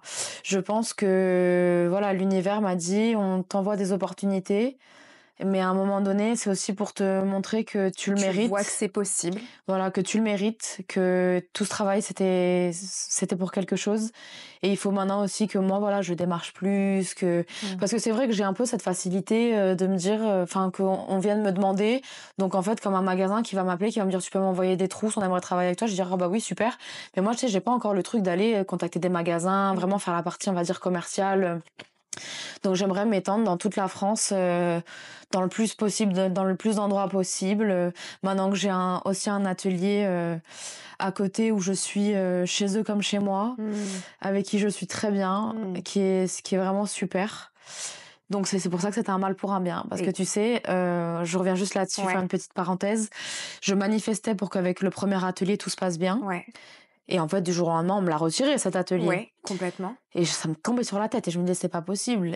Et en fait, j'ai compris que c'était pour trouver un atelier qui était bien mieux, où je serais chez eux, chez moi, et où vraiment on allait continuer l'aventure ensemble, en fait. Parce que J'adore. maintenant, ils font partie de la marque. Bien sûr. Et oui, Ils sont en train d'écrire l'histoire avec toi, quoi. exactement. Ils sont en train d'écrire l'histoire avec moi. On fait tout ensemble, on travaille ensemble. Mmh. Et quand on a un atelier derrière aussi qui est solide, c'est C'est vrai, là ouais. où on peut faire beaucoup plus de choses et où Ouais. on est plus confortable parce qu'on sait que si on a d'autres opportunités, bah, dans tous les cas, moi j'assure derrière, eux ils assurent derrière. Ça reste un petit atelier, ça continue à être fait main. Parce que des fois c'est dur de le dire. Des fois c'est dur de se dire, oui, c'est aussi fait dans un atelier indépendant. Parce que des fois les gens ont tendance à dire, ah mais du coup c'est plus toi qui l'es fait à la main. Et des fois, c'est dur parce que on a envie de dire aux gens, bah oui, Mmh. j'en fais une partie, mais je suis pas superwoman non plus. Et si je veux gagner ma vie correctement et Et même si je grandir, chronomètre et fais mes calculs pour exactement, rentrer, nanana, tu combien vois, de trousses, je et que je dis, mange du riz cantonné toute la c'est journée, ça. voilà, bien En sûr. fait, c'est dur parce que tu perds ce prestige de, c'est que toi qui fais, mais tu en gagnes tellement, tu gagnes tellement J'allais dire, d'autres, c'est un bon prix à payer, ouais, tu vois? c'est un bon Et prix c'est à un bon payer. signe, Ah mais bien sûr. tu vois? Ah bah Et donc, totalement. vraiment merci l'univers et c'est très, très, Exactement. très C'est puissant. tout à fait ça. On arrive à la fin de ce podcast. Pour toutes les personnes et merci en tout cas pour le partage parce Avec que je grand trouve que tu as plaisir. vraiment donné avec plein d'authenticité. Enfin, on a retracé ensemble du coup tout ton parcours. Bien sûr. S'il y a des personnes, tu vois, qui ont une passion et qui hésitent à se lancer, quel serait le conseil ou les 3 points, tu vois, même toi quand tu retraces ton Bien ton sûr. parcours, que tu pourrais partager? Moi, je pense, c'est une phrase un peu bateau, mais je pense que dans tous les cas, si on croit en soi, il faut y aller. Il faut y aller parce que malgré tout, dans la vie, on a tendance à avoir des gens autour de soi aussi qui vont vous dire, ah, mais t'as un poste stable, quand même, il faut pas faire autre chose, c'est délicat. Mais en fait, je pense que quand on sent un truc et que c'est viscéral et qu'on l'a là, et qu'on se dit, il faut que je fasse ça, il faut foncer. Il faut foncer, il faut pas avoir peur d'arriver à ses limites parce qu'en fait, les limites, quand on les franchit, on a d'autres limites qui vont plus loin, donc on a vraiment ce second souffle. Et, hum, et je pense que dans tous les cas, si on y croit et qu'on manifeste, Voilà, exactement. on peut y arriver. Trop bien, Voilà. trop bien. C'est important d'avoir des gens autour de soi qui nous soutiennent. Vraiment, il suffit d'une personne, je le dis encore, une seule. Mais si on les a pas, c'est pas grave, il faut foncer tout seul. Ouais, Parce que quoi qu'il arrive, je pense que on est des machines de guerre en tant bien qu'être sûr, et humain. c'est toi le maître de ton bateau au final, quoi. Exactement, on est Ouais. des machines de guerre et si on en veut, Mmh. je pense que ça finit par nous arriver. Ouais. Même si ça prend du temps, même si ça Mmh. prend 3 ans. Mmh. Les fameux 3 ans. Exactement. Est-ce que tu es heureuse aujourd'hui? Ouais, très heureuse. Ouais. C'est très dur parce que c'est du stress en permanence parce que même si j'ai mon copain qui me soutient énormément, c'est quand même c'est moi qui mène la barque, Ouais, la barque. la barque. C'est moi qui mène la barque. Donc tout repose sur mes épaules malgré tout. Donc quand tout repose sur ses épaules, on doit être là tous les jours. Je ne m'accorde pas le jour de repos parce que j'adore être ici et que j'ai toujours l'impression d'ailleurs de louper du travail si je prends un jour de repos. Donc oui, donc c'est pas facile tous les jours de tout avoir sur ses épaules et de tout gérer, surtout quand on veut avoir le contrôle sur tout. Donc je pense que il faut aussi apprendre des fois à se dire bon, on va relâcher un peu. Et c'est pour ça que c'est important d'avoir des personnes bienveillantes autour de soi. Mais c'est une aventure qui est exceptionnelle. C'est une aventure qui est incroyable. Et si il y a 4 ans, tu m'aurais dit, bah, tu seras au bon marché, tu vas gagner ta vie en vendant des trousses, j'aurais rigolé. J'aurais dit, bah, comment ça? Mmh. Et en fait, C'est fou ce qu'on est capable de faire, en c'est fait. incroyable. Vraiment, c'est incroyable. Et c'était jusqu'à aujourd'hui, c'est une incroyable, c'est une expérience incroyable. J'adore. Vraiment, ça, c'est même si j'ai pas dormi, même si j'ai fait des nuits blanches, même si j'ai investi toutes mes économies au départ, que j'ai eu peur que ça valait vraiment le coup. Ouais, Donc, l'histoire est belle, ouais. et je te dis, et le soir quand je rentre en voiture à la maison, j'écoute de la musique. Il y a une musique en particulier que j'ai écoutée toute l'année. En fait, j'ai des frissons dans la voiture et j'ai toujours envie de pleurer quand je rentre chez moi. Et parce que, genre, il faut toujours être fier du travail accompli. On m'a dit ça un jour et ça m'a marqué, je te jure. On m'a dit, il faut être très fier du travail accompli. Et je te jure que c'est vrai. Et à l'heure d'aujourd'hui, je suis vraiment fière du travail accompli et ça me touche en fait. Parce Je suis qu'on prend émue. pas le temps, tu penses? Parce que je pense qu'on prend pas le temps et que des gens comme moi, on a souvent tendance en fait à toujours en vouloir plus ou toujours se dire c'est pas assez. Même si on travaille tous les jours, de se dire ben non, il faut que j'aille travailler encore 2-3 heures, sinon j'aurais pas assez travaillé aujourd'hui. Et je pense qu'en fait, quand les choses t'arrivent, des fois, moi je suis tellement dans le travail, dans le contrôle et H24 en train de travailler, que en fait, je prends pas le temps de savourer. Je m'amuse pas des fois, tu vois? Et c'est ça qui me manque. C'est qu'il y a des périodes où je m'amuse pas parce que je suis trop stressée, trop concentrée. Et tu vois, c'est pour ça que quand j'ai ces moments, comme je te dis, quand je rentre dans ma voiture le soir, que je me rends compte et que je suis fière du travail accompli, ben je suis trop émue. Vraiment, je suis émue. Et je pense que 2-3 fois dans ma voiture, on a dû me voir avec la larme là à l'œil. Je suis comme ça dans ma Mais voiture. c'est des larmes de bonheur, comme tu l'as dit, Exactement. tu pleures Ouais. de joie. Ouais. Ce serait quoi pour toi ton rêve le plus fou aujourd'hui? Je pense que j'aimerais vraiment m'étendre le plus possible, c'est-à-dire me voir vraiment dans énormément de boutiques et avoir m'occuper plus d'une partie moi upcycling, tu vois, de refaire des fringues avec voilà des anciens tissus et tout, et que les trous soient vraiment dans le plus d'endroits possible et que vraiment ça devienne très grand. Voilà, j'aimerais que ça devienne très grand. Que ça devienne comme des marques qu'on voit partout dans les magasins. Ouais. Donc voilà, ouais, que ça devienne très grand. Et j'ai malgré tout un petit truc qui me revient souvent. Ah, ok. Mais je sais pas, mais j'ai un petit truc qui me revient souvent, c'est d'avoir mon magasin. Ok. Ouais. Après, on sait tous qu'avoir un magasin, ça engendre beaucoup de choses. Un loyer, des employés. Bien sûr, bien sûr. Mais, chaque projet engendre beaucoup de choses. Exactement. Mais je pense que un jour viendra. Ça trotte quelque part par là. Un jour viendra où on te retrouvera dans mon magasin. J'espère. J'adore. Dans ou plusieurs. Ouais, dans. J'aime bien. Il y a de l'ambition. Voilà, il y a de l'ambition. Je voulais vraiment te remercier du fond du cœur pour ce moment, pour cet échange. C'était génial. Je te laisse le mot de la fin. Peu importe ce que tu veux dire, à toutes les personnes qui nous regardent ou qui nous écoutent, si tu as un mot à leur partager, bah écoute, c'est maintenant, je te laisse une phrase que tu aimes bien ou quelque chose qui t'a accompagné quand vraiment c'était dur, ou tu vois, peu importe, tout ce que tu as envie de dire. Ben, je pense qu'en fait, comme je le disais tout à l'heure, il faut être très fier du travail accompli. Et moi, je parle toujours de ces limites. Et je pense que c'est vraiment ce qui m'a le plus marqué dans mon aventure. C'est qu'en fait, nos limites, elles peuvent largement être dépassées. Voilà. Il faut savoir prendre soin de soi. Mais dans les périodes où on sent qu'il y a quelque chose qui nous tient à cœur et auquel on croit et que c'est viscéral, il faut y aller. Il faut y aller. Trop quoi bien. Qu'il arrive. Trop bien. Et même si on a des jours des moments où on a des downs. Ça fait partie du process. On pleure le lendemain matin, on se réveille, on y repart. Ouais, voilà. C'est vrai, ça pleurait un bon coup et se retrousser les manches. On y retourne. Le lendemain matin. Clairement, on y retourne. À la guerre comme à la guerre. Exactement, à la guerre comme à la guerre. Quand c'est pour soi, ça vaut tout l'or du monde. Hein. Exactement. Ah, c'est génial. Franchement, merci beaucoup. Avec plaisir. On te retrouve sur Instagram. On te retrouve sur ton site en ligne. Oui. On te retrouve au Bon Marché. Allez-y, c'est maintenant, c'est en pleine période de Noël. En plus de ça, ils ont mis les décorations, donc vraiment, allez-y, c'est juste magnifique. C'est féerique. Profitez-en. On vous met de toute façon tous les détails en description. On a pour habitude, et là elle va me dire mais qu'est-ce que c'est, de finir le podcast par un petit check, un petit truc, une petite danse, un petit cri, j'en sais rien, tout ce que tu veux. C'est maintenant, c'est avant de se dire au revoir. C'est toi qui es complètement libre, et moi je te... Ah, c'est moi qui ai choisi. Ah, c'est toi qui choisis. Mais c'est dur aujourd'hui. Ah ouais, l'invité il bosse. La journée a été longue. Hein. Ah ouais, ça bosse. Let me think. J'ai une idée.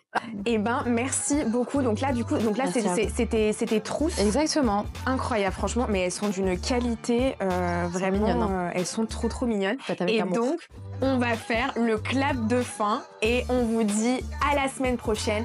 Merci beaucoup. Merci. On vous fait de gros bisous. N'hésitez pas à envoyer plein de force à Esme et franchement, juste, vous serez pas déçus parce que c'est tout simplement incroyable.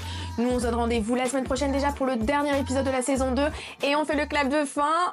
Coupé. Des bisous. Merci Esme. Avec plaisir. Merci à vous.